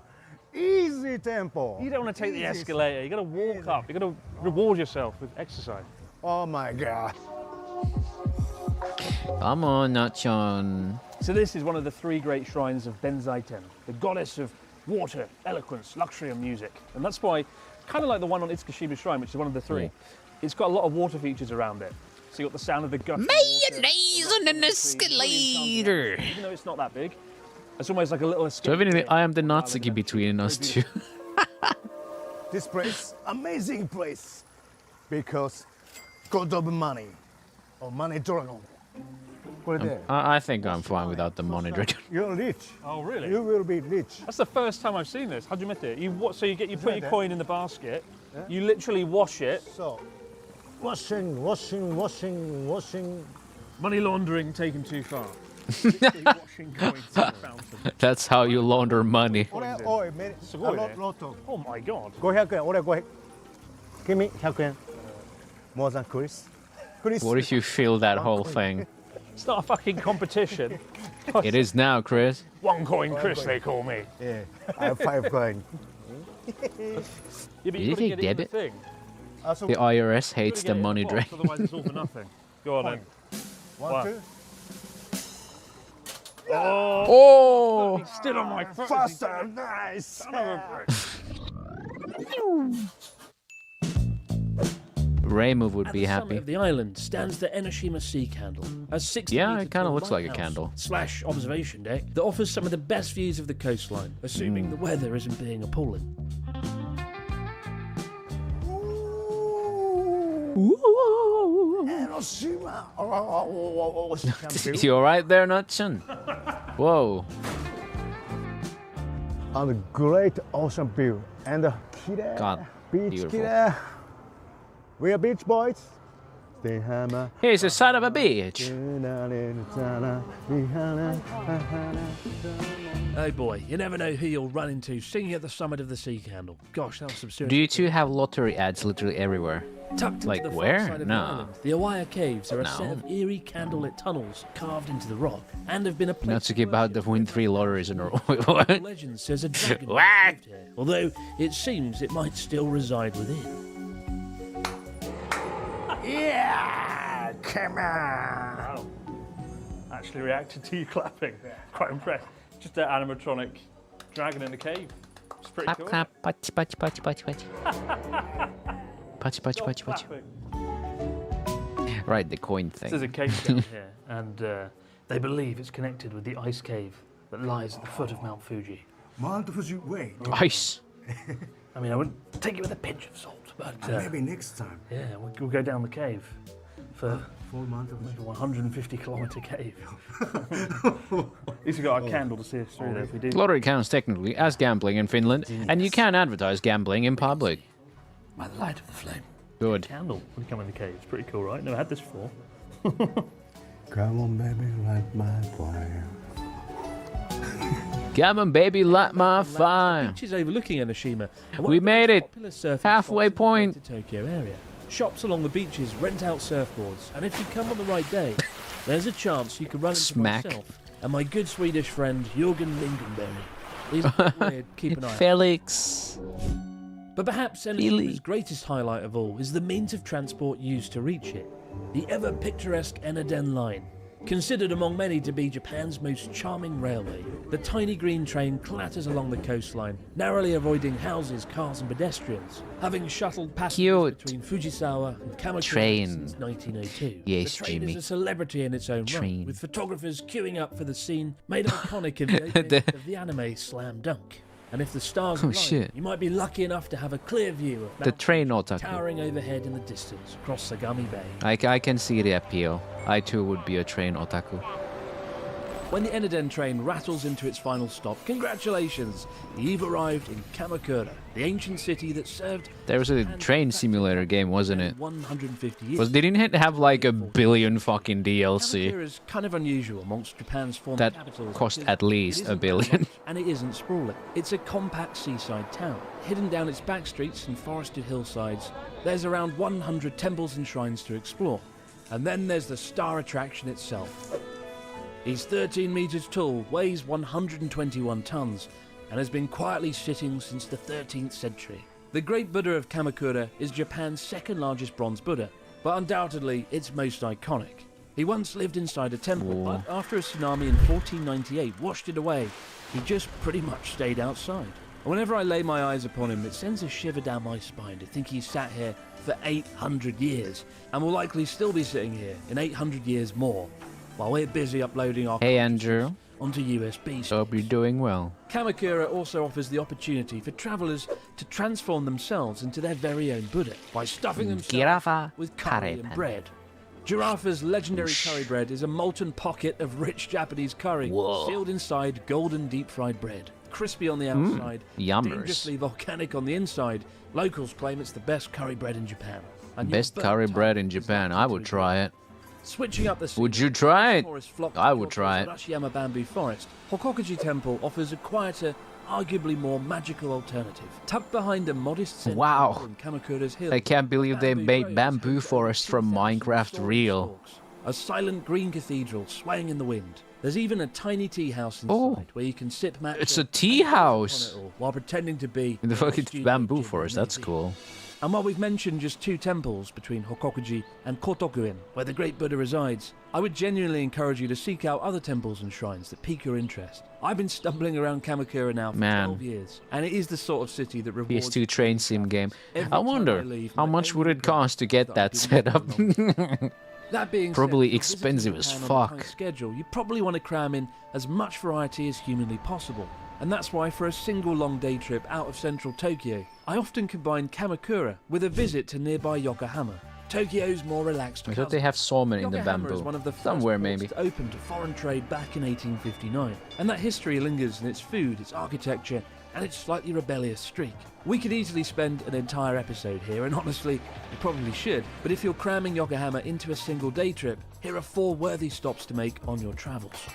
The Ramen Museum in Yokohama isn't just a museum, it's a time machine. Downstairs you'll find a full-scale recreation of a 1950s Tokyo street, where you can slurp your way through regional ramen from across Japan. Whoa. Movie set down. Wow. I knew it was going to be good. I've always wanted to come here. It's like the Abroad Japan studio on steroids. And there it is. This is the final form of the Abroad Japan studio when I get Wow. We're going to build it to this scale. Upstairs is the history, downstairs is the heartburn. It's educational, delicious, and dare I say dangerous if you arrive hungry and indecisive. This is our first ramen shop. It's a Hakata ramen shop. So tonkotsu pork broth, right? But each ramen shop you can get a small portion, so you can go around and try lots of different types, right? From around let me Japan. try. Which one do you want? Miso. This one? Miso? This one? Miso. One with all the pork in the world. With everything. Itadakimasu. Itadakimasu. Deep pork taste. So this is about like half the size of a normal bowl of ramen, right? It's cool going around to each place, trying the different types of ramen from around the country. I will say it's That no display. substitute for going to a traditional mum and pup style ramen shop.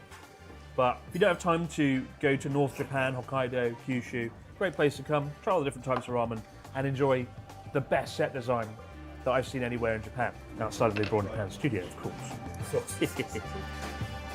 After you've stuffed yourself silly, naturally, it's time to walk off all those noodles.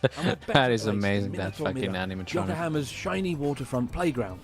Minato Mirai literally means future port, and gone are the trading ships of 1859, replaced with a futuristic skyline dropped right on the bay and anchored by the 296-metre landmark tower, once Japan's tallest building, and one of my favourites because it appears like a giant chess piece looming large over the bay.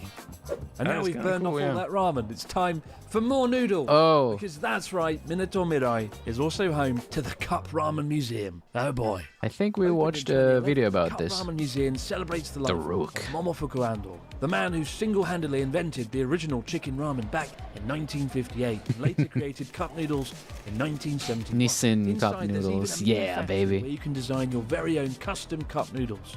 And if you're already full like me, you can take it home and save it for later. God bless Momofuku Ando. Continue walking down the shores of Minato. Yeah, that's exactly, I think. Yeah, I guess it was. Yokohama's Chinatown is the largest in Japan, one of the biggest in the world. Though China is Damn, also I hope nothing notably blows big. up in there and I 600 don't have to restaurants fight crammed someone's into a few angry nearby kiddo. streets. It's colourful, chaotic, and home to more buns, dumplings, and questionable panda merchandise than you thought possible. Every 5 steps, somebody tries to hand you a pork bun, and let's face it, I'm not complaining. And honestly, if you run into me here, there's a good chance I'll be holding a camera as opposed to a box of dumplings, because at night, Yokohama Chinatown is one of my favourite photography spots in the entire city. Stick around until the sun goes down and see it for yourself. Hope we don't have to fight some earthworm-looking Chinese guy who's wielding 2 karambits. Wild card. On a clear day from Kamakura, you can spot the faint outline of Izu Oshima across Sagami Bay, a volcanic island that bizarrely is still classed as part of Tokyo Prefecture, despite being 40 miles out to sea. Well, oh my, those are some blue goddamn houses. Does a bear live in those? Over in about 2 hours, or you can hop on a rickety 20-minute flight, which I can't say I want to do again in a hurry. Assured, once you arrive on Oshima, it feels like you've been teleported to a cross between Iceland and Jurassic Park. The island is home to sleepy fishing towns, pristine coastline, and Unasabaku, Connor! the largest black sand volcanic deserts. Whether you're after a wild weekend escape or just a long day trip, it is one of the most underrated getaways from the capital. But there is one tiny drawback. The Well, I actually saw this on the seems to stream, breed I think. Japan's biggest huntsman spiders. Oh, shit. cobweb. God, there's a giant spider on it. I don't want to see it. I Why are don't. we here? What is the point of this? What the fuck was that? Oh. Oh, that Oh. was the biggest spider I've ever seen. Oh, it moved. Oh, God. Lovely island, just steer clear of the forests if you're even vaguely arachnophobic. This isn't wacky weekend. This is wacky shit. We had a nice day today. Oh. We ruined it. Yeah, you ruined it. Asakusa. You don't so much visit the Tokyo Sky Tree. I was like, wow, that's a really cool. Nope. 4-meter exclamation mark on the Tokyo skyline and visible from nearly every corner of the city. Fucking burn it down. Judges your own modest sense of scale. The Skytree is the tallest structure in Japan and the third tallest in the world. Originally built to solve Tokyo's digital broadcast problems, so television signals could beam over the cluttered skyline of 30 million people. And on a clear day, even Mount Fuji makes a cameo in the distance, reminding the Skytree who's really boss. This is where you come to discover that you have vertigo. It's beautiful. Tokyo stretched out, almost like a circuit board into the distance, and you can see Mount Fuji today. Just about. Pretty damn cool view. I haven't been here in 10 years, and I'm pretty glad I came back. It really is one hell of a sight, my God. Do visit Tokyo Skytree. Weather permitting, you won't be disappointed. Beneath the looming shadow of the Tokyo Skytree, you'll find the Sumida River, one of the best walking spots in the whole city. What is that? What is that on top? What? Along the banks of the Sumida River. Got the beautiful cool breeze coming downstream, the incredible Tokyo Skytree behind you. And if you keep on walking, you can get right down into central Tokyo. But if you come here, good chance you'll What meet is me. that? A few months ago, I did a stream with Pete, and we ended it here, and it was very, very romantic.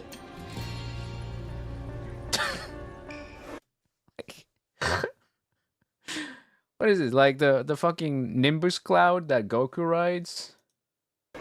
Sensoji isn't just Tokyo's oldest temple. It's a 7th century marvel that draws over 30 One of those nose clearing things. visited spiritual Ah, yes, exactly. That's exactly what Goku was riding in Dragon Ball. into Nakamita Street, a 250-meter gauntlet of souvenir The snot building. from kimonos to wasabi Kit Kats. At the heart lies the grand main hall, where incense smoke drifts by. Granddad. Over themselves for good fortune. It's undeniably chaotic, but the temple and the old streets that surround it are a genuinely rewarding place to get lost, particularly at night when the crowds disappear, but the temple remains lit up and you can have it all to yourself. Meanwhile, beneath the hustle and bustle lies Tokyo's very own subterranean time capsule. Tucked below the modern station is a gritty corridor lined with Showa-era holdouts. From diners and barbers to shoe repair shops and DVD dispensaries. The lighting's dim, the signage is retro, and the bars look like they've been there since President Nixon was in office. Most tourists miss it entirely, which is precisely why you should seek it out. Grab a beer and some noodles and embrace the sensation of drinking under a train station, like a true salaryman on a Tuesday evening. In a city obsessed with the future, Ryokan Shigetsu offers the luxury of looking back. The 70-year-old family-run ryokan sits just a stone's Man, these beautiful areas that will be harder and harder for people to experience because of nuisance streamers making everything bad. Best of all is the rooftop. I think it'll be easier, like, if you just know, because nuisance streamers are not gonna go there, because they don't know about them. They don't care about those places. They care about the tourist traps, because, you know, they're uncultured and stupid. As unsurprisingly, it's pretty damn popular. If you want the views, but you don't want to stay in Asakusa, across the road from Kaminarimon Gate, you'll find the Asakusa. Like, I feel like this is for people who actually give a fuck, But don't be right? deterred by the dull-sounding name. The building was designed by architectural legend Kengo Kuma and looks like a stack of timber Jenga blocks. And the real prize lies on the top floor, an observation deck with glorious, unobstructed views of Nakamise Street, Sensoji, and the Tokyo Skytree. Honestly, there's probably no better viewpoint in all of Asakusa. Navigating all these crowds is hungry business. And fortunately, this neighborhood Sushiro. to an especially large branch of Sushiro. Foreigners are all a nuisance mentality. With over 6 nationwide. I still kind of doubt, Big one. And here, orders are you know, because imagine the amount of tourists and imagine how many actually end up being like complete same asses. mistake Ryota and I made, an attempt to eat the entire menu. I still have It hope. won't end well. Just 3 stops from Asakusa is Ueno, home to one of Tokyo's Ueno. largest stations, and more importantly, Ame Yokocho Market. Known as Candy Alley, it got its name from post-war black market candy sellers, though these days it's more tuna than toffee. Running parallel to the Yamanote line between Ueno and Okachimachi, Ameyoko is a roaring open-air market, crammed with shouting fishmongers, debatable fashion, and some truly awesome standing bars, where you can pull up, drink up, and watch the world go by. Amidst the crowds and the 400 stalls, see if you can find the hidden shrine. It's an oasis of calm in the middle of the market, and you'll probably need it after battling your way through. Oh boy. Akiba. Just down the road, we find ourselves in Akiba. The racist gamer! It's Momoy in the flesh. Holy shit. What a jump scare. Holy fuck. Aw, cute. Akihabara, Electric Town, land of both electronics and otaku culture. Oh, it's Zenless. Look, it's Zenless Zone Zero. Woo! Oh, it's just gotcha shit. Oh my goodness. There she is. That's what it's all about. Woo! And so it's rather fitting that our first stop is the biggest electronics store in the entire country. Yodobashi Camera isn't so much a shop as a 9-story tech coliseum. Whoa! Nintendo Switch. The moment you step in, your bank account starts sweating, although you don't so much walk in as get swallowed whole. Spread out across 20,000 square meters, it's one of the largest electronic stores in the world. You could genuinely get lost in here for 3 weeks, and you wouldn't care. That's so fun. Games, toys, chairs, headphones. Of course, the gaming variety. Is there any, like, actually ergonomic chairs right there? Nope. It's all fucking racing chairs. Damn it. Get out of the gaming aisle. Headphones, cameras. It's a shop that sells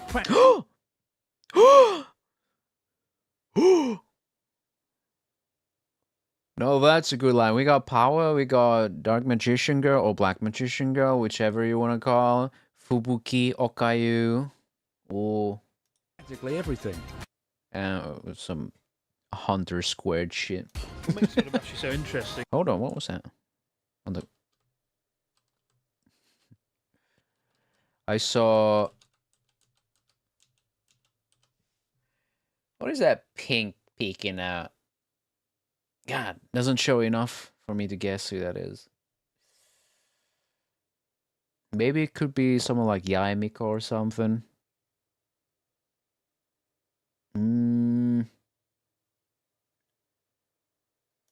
What makes Yodobashi so interesting is in an era where everything is bought on Amazon, online. Oh yeah, I didn't recognize Denji like because whole of the blonde hair. I'm just not used to it. Pro accessories. Ogayu, my fave. Ogayu is so I do nice. question who would buy some of these AirPod Pro cases. Still, bigger isn't always better.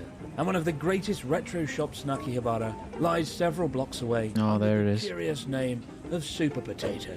A 3-story temple for anyone who thinks 64-bit was the peak of civilization, which of course it was. Tucked down... Wait, what did you say? 64-bit was the peak of civilization, which...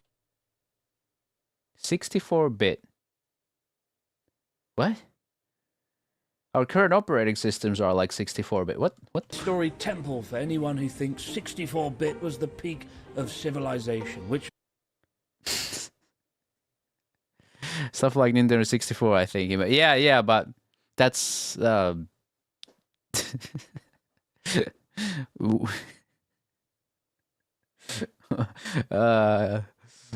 He doesn't know his tech, but it's just, yeah. Everything in the store is like 8-bit stuff. Yeah, exactly. I think he means like Nintendo 64, yeah.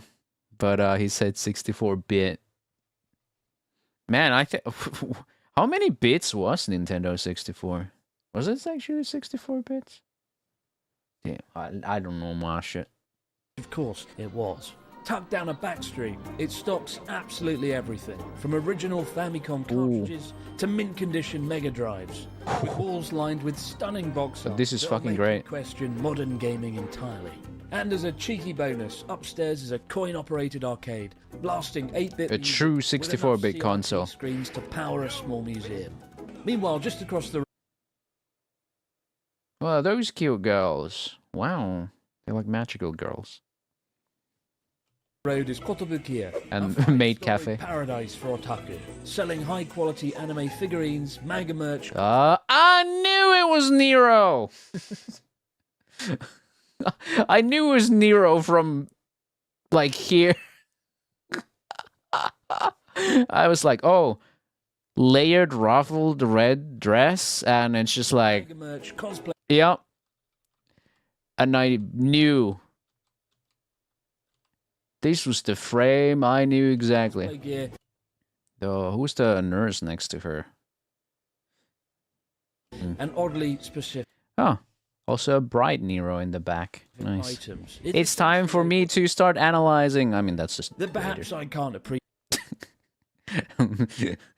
Tony. appreciate, given I'm not much of an otaku. Okay. I'm not sure if that she's actually from a show. Is this an original character? Myself. One thing I can appreciate, though, is gachapon. And while Kotobukiya might destroy your wallet, in the surrounding streets you'll find just about more gacha stores than anywhere else in Japan. It's here you'll discover capsules you never knew existed. And be warned, it gets very addictive very quickly. Look at that. Gotcha. Like a moldy piece of bread. Amazing. All this shopping is hungry business. And on the same back street, you'll find Yaro Ramen. Yaro! Isn't exactly subtle. It's famous for its monster-sized portions that look like somebody tried to bury your dinner under an avalanche of cabbage, garlic. What the fuck? The house special. How much is it? Is a towering bowl of thick noodles drenched in oily tonkotsu broth and If I was like really hungry, yo, me too. topped with enough pork to summon a cardiologist. It's neither refined nor balanced, but my god, if you're hungry or hungover, or just hate yourself a little, it absolutely hits the spot. Finish the entire bowl and you'll earn the quiet respect of the shop staff. An endeavour that unfortunately both Natsuki and I failed to accomplish. Proceed with caution and maybe bring a defibrillator. Continuing down the road from Akihabara. Dude, I should just have my chatbot look at the chat for the word hungry, The calming atmosphere. and I should have an emote Welcome of Yoguri Cap, like the actual horse just looking at towards the viewer, and just have it post, yo, me too. into Japanese history or How the fuck you eat a mountie of that, bro? shop here ready to With great effort. How hungry? back to the Yo, early me 20th too. Universities and publishers began clustering in the area. Today it's all a bit like Diagon Alley, albeit with more kanji. And it's a much welcome change of pace from the frenetic chaos of Akihabara. This next point isn't a specific place, but a means to gamify your entire trip to Japan. Oh. In Japan, train stations come with their own form of entertainment. Almost every single station has an eki stamp, a big rubber stamp showing off what the area is famous for. Could be a castle, a hot spring, or if you're lucky, even a turnip. Yeah, and it's not just train stations, you'll find them at service areas, temples, shrines, essentially anywhere that's vaguely. I was so surprised to see actual physical copies of Count of Monte Cristo and Don Cornelius at the store today. Travels across Japan. Oh, really? They're classics after all. Between glass towers Like, and sushi the lunch classics. The Fukutoka Shrine is what happens when the old gods refuse to move out of the way for capitalism. It's a 1,000-year-old slice of Shinto stillness, casually hanging out in the financial heart of Tokyo, like it forgot to check the zoning laws. First believed to be established in the 10th century, Fukutoku was once a major place of worship for Tokugawa shoguns. Today it's flanked by cafes, office blocks, and the kind of boutiques that sell plain t-shirts for the price of a small car. Yet it's become popular as a photo spot, as a symbol of the great Tokyo paradox in one frame, that of ancient ritual and modern chaos, living side by side. Next up, it's time to take a walk on the more luxurious Bulgari. as we head to Tokyo's brand capital, Dior. Ginza. Sea Line. Concentration of brand and luxury stores in the whole of Tokyo, Ginza is the place to be. $198. Your wardrobe, passport, Wouldn't be the most expensive figure I have, I If, like think. me, you're not interested in designer nonsense, there is another side to Ginza I don't worth know. enjoying. The nightlife. I don't think it, In not fact, even close. Ginza is home to two of my favourite bars in the whole of Japan. First up is Ginten, an izakaya famous for its deep-fried golden tempura. But you'd be forgiven for overlooking the crispy fried food when you find out how they serve their alcohol. Invest in the all-you-can-drink Nomi Hodai menu, and you'll be greeted with a literal key to a river of sake. Each seat comes fitted with a tap, and for 60 minutes you can let your glasses overflow with as much shochu sake as your heart desires. Just be aware. I remember this video. Stop, you bastard. If you're looking for something more refined, however, tucked away in the back streets of Ginza lies La France. The whole bar specializes in fresh fruit cocktails. Choose a fruit from the blackboard. Yeah, I remember this episode. Wow. Cocktail master Yamote-san will make you your dream cocktail right before your eyes. And once you've had your fill of fructose, keep the night going with Natsuki's favorite pastime, smoking things. You like jazz?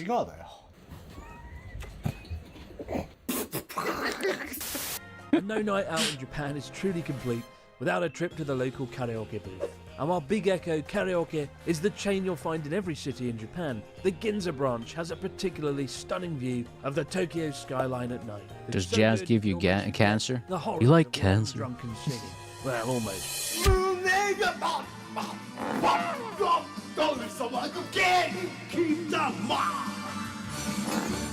And of course, if you're using Cha-la, head cha-la. that everyone in your group using the sim. It's a pretty awesome saving, so don't forget to It's take a pretty advantage mean of it on friend your to big have, night like, out in seen. Japan. Skiji is Tokyo's most delicious maze. And when I say Skiji, to be more specific, I mean the outer market. Once home to the world's largest wholesale fish market, while the inner Tuna. floor may have moved to Toyosu, several kilometers across Tokyo Bay, the outer market is still where the action is.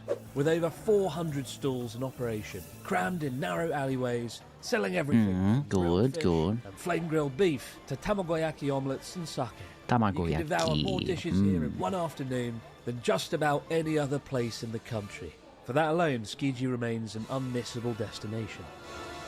Yonemoto Coffee Yanaka Lab. Ginza feels like the Tokyo that time forgot. A retro shopping Live, street, dog. a neighborhood that survived I've been trying. It has an undeniable, rare, old Tokyo feel. The vibe is Showa era meets cat cafe, and if you keep an eye out, you may actually see a few dozing cats along the street, which has led to the local nickname of Cat Street. The area is home to over 70 mum-and-pop shops, many run by the same Cat families Street. for generations. And I'll admit, my favourite thing to do is perch myself up in front of the Asahi. shop downtown on a weekday afternoon and watch the world quietly go by. It's Tokyo at its best. Meanwhile, across the street you'll find Yanaka Cemetery. Established in 1874 and one of the largest cemeteries in the city, it's a rare moment of calm and a beautiful backdrop for an afternoon stroll, especially in Sakura cherry blossom season. And again, keep an eye out for the feral cats who quietly sleep on tombs and call the place home. Continuing northeast, you'll find the stunning Nezu Shrine, one of the oldest Shinto shrines in all of Japan, said to date back 1,900 years. These days, it's most famous for the Tunnel of the Million Torii Gates, and each April it explodes with blooming azalea flowers. But whatever time of year you visit Nezu Shrine, Pretty. it's a much welcome Pretty. Oh. If you're looking for a more substantial escape from the concrete, further north you'll find the Rikugien Gardens, a sprawling garden from the Edo era. This vast If I ever die and a cat starts sleeping on my tombstone, you can consider my soul at peace. like bonsai on steroids, with a central pond, tea houses, Hiring a cat to mourn you. through the maple forests. Bring a book, buy some matcha, and spend a relaxing hour here, and you'll soon see why it's one of my favourite gardens in all of Tokyo. Back to the hustle and bustle as we arrive in Sugamo, affectionately dubbed Granny Harajuku.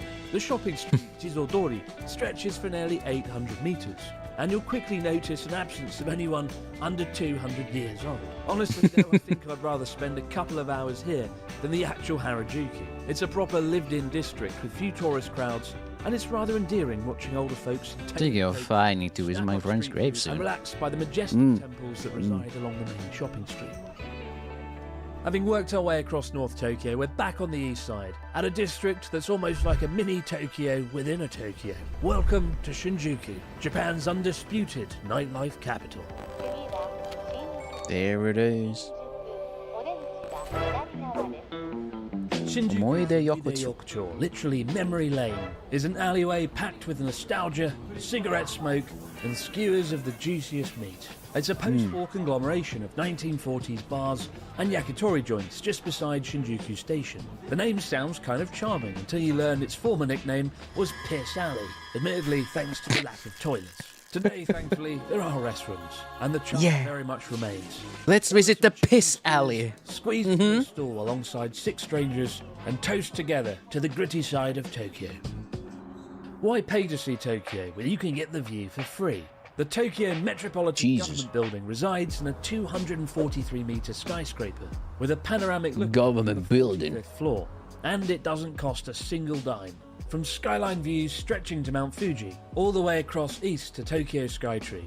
It's open late, uncrowded, and undoubtedly the best goddamn view of Tokyo for absolutely nothing. Ooh. Thankfully, just around the corner, the serenity continues. Yoyogi Park is Tokyo's great urban exhale. Just 5 minutes from Harajuku, it opens out into 54 hectares of wide lawns, towering trees, and people doing very strange things in public. It was once the site of Japan's first powered flight, then a US military barracks, then the Olympic Village in 1964. Today, it's where Tokyo goes to unwind, and a mixture of joggers, dog walkers, saxophonists and sunbathers, all sharing space harmoniously side by side. It may not be the most beautiful park in Tokyo, but it's certainly the most alive. Bring a drink, lie back on the grass, and enjoy the much welcome change of pace. Golden Gai is 6 alleys and nearly 300 bars crammed into a space smaller than a football pitch.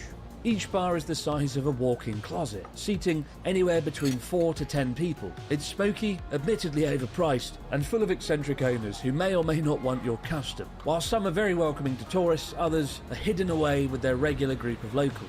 So don't be offended if they turn you away. But if you're lucky, you'll stumble into a jazz den, a punk dive bar, or somewhere themed like a 1980s horror film. There's honestly nowhere else in Tokyo quite like it.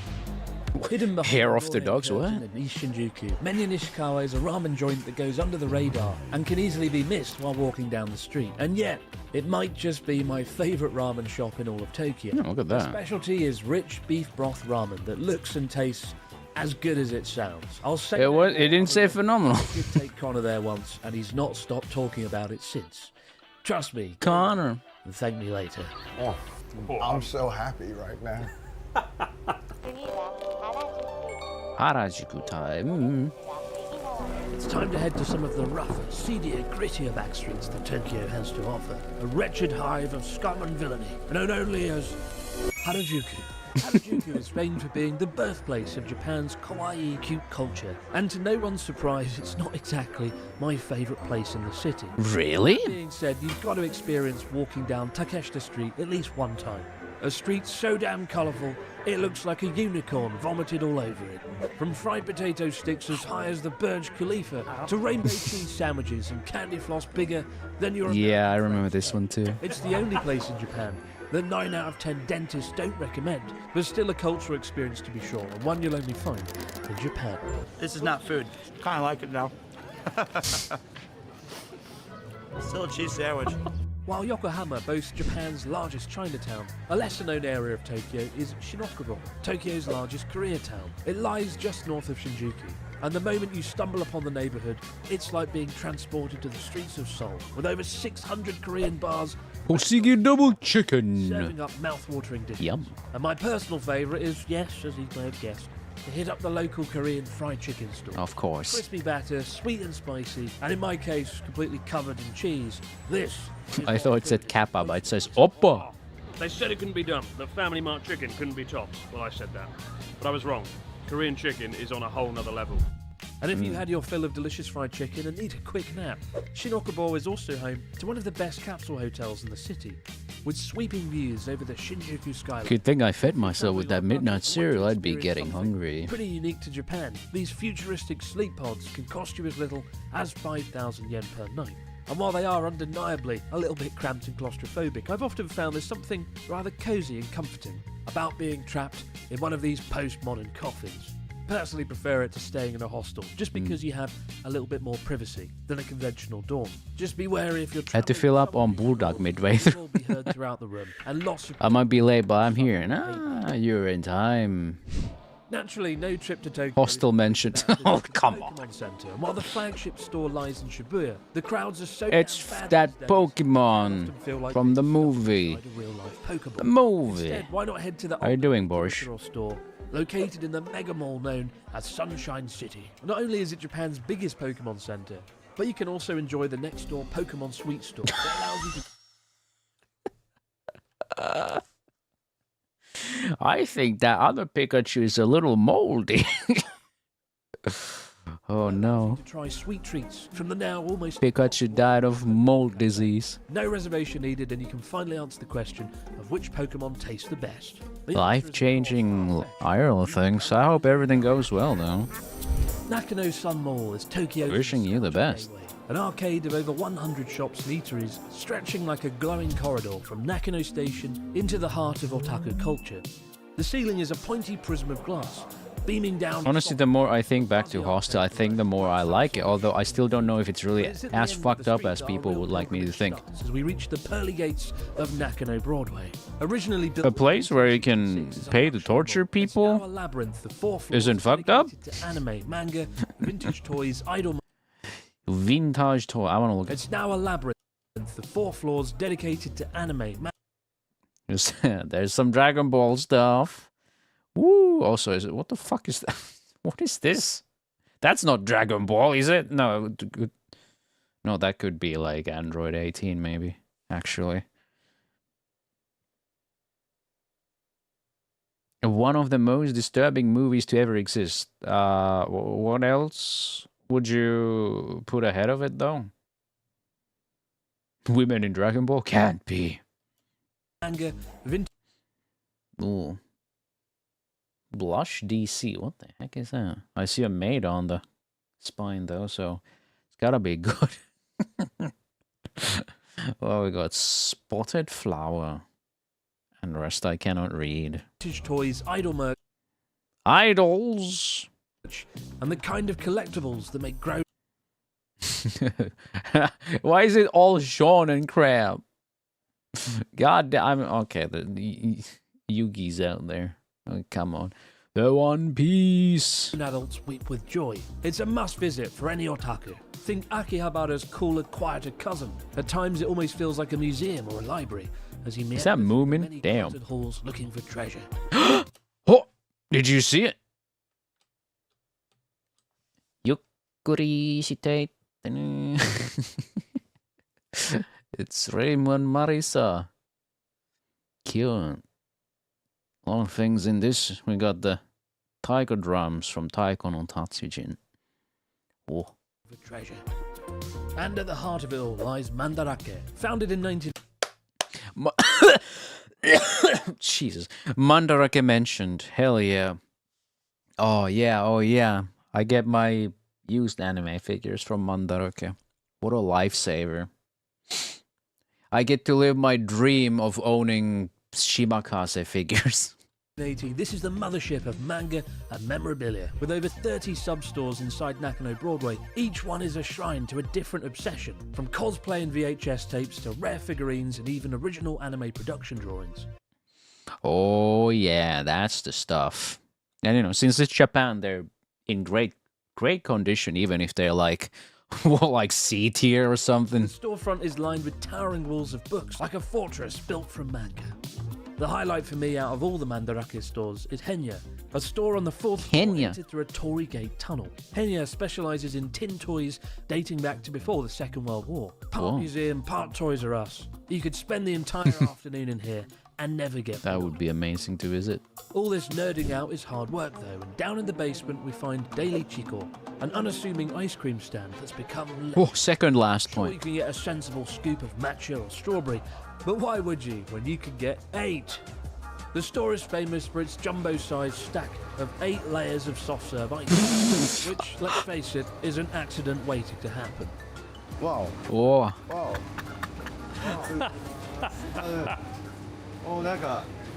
You gotta go for it. You gotta go for it, Nachon. You eat that. Go for it. Go for it. That's right, baby. What? Taste. How's that? I don't think I'll try it now. Rainbow taste. Don't play with your foot. Oh. You were begging for it to happen. You animal, Nachon. Not gonna end well. Harmonica. Oh my god.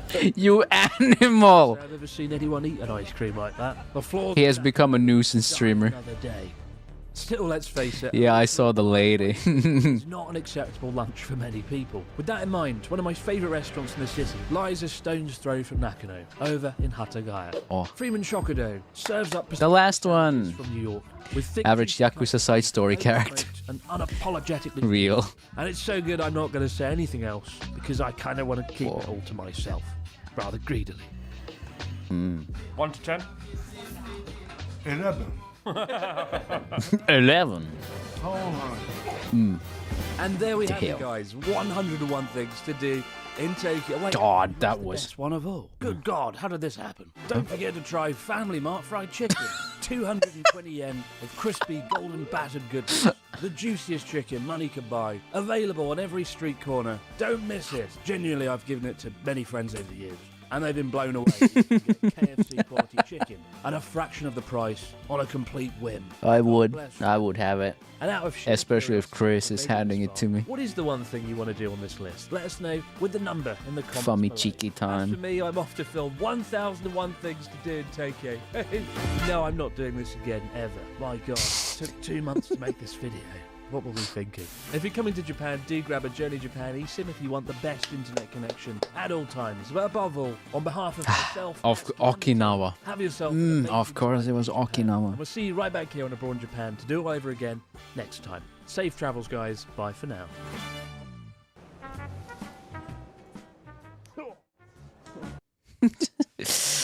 All right. Just in time, man. What? Oh, man. How was that for a week of streams? Did you guys enjoy your time here? Wow. What? I've been reading this manga that teaches about Okinawa culture and history. Is it about the Okinawa girlfriend? I should check out that anime. Is it out yet? It's probably out. Okinawan wife. Asu, thank you for the tier 1 sub. Thank you very much for your support. Wowie zowie. I should really check out a lot of things. But as for next week, I shall, at least on Wednesday, I'll be playing Chronos. And Saturday, something. And I don't know. Thursday and Friday are a little open, but I'm taking a break from Andy and Lele for a bit. So I can play other things too. I wanna have some chill times as well. We'll see what happens. But I hope you guys enjoyed. I hope you guys have a wonderful rest of the day and a wonderful rest of the weekend. And I'll catch you again on Wednesday. Bye-bye.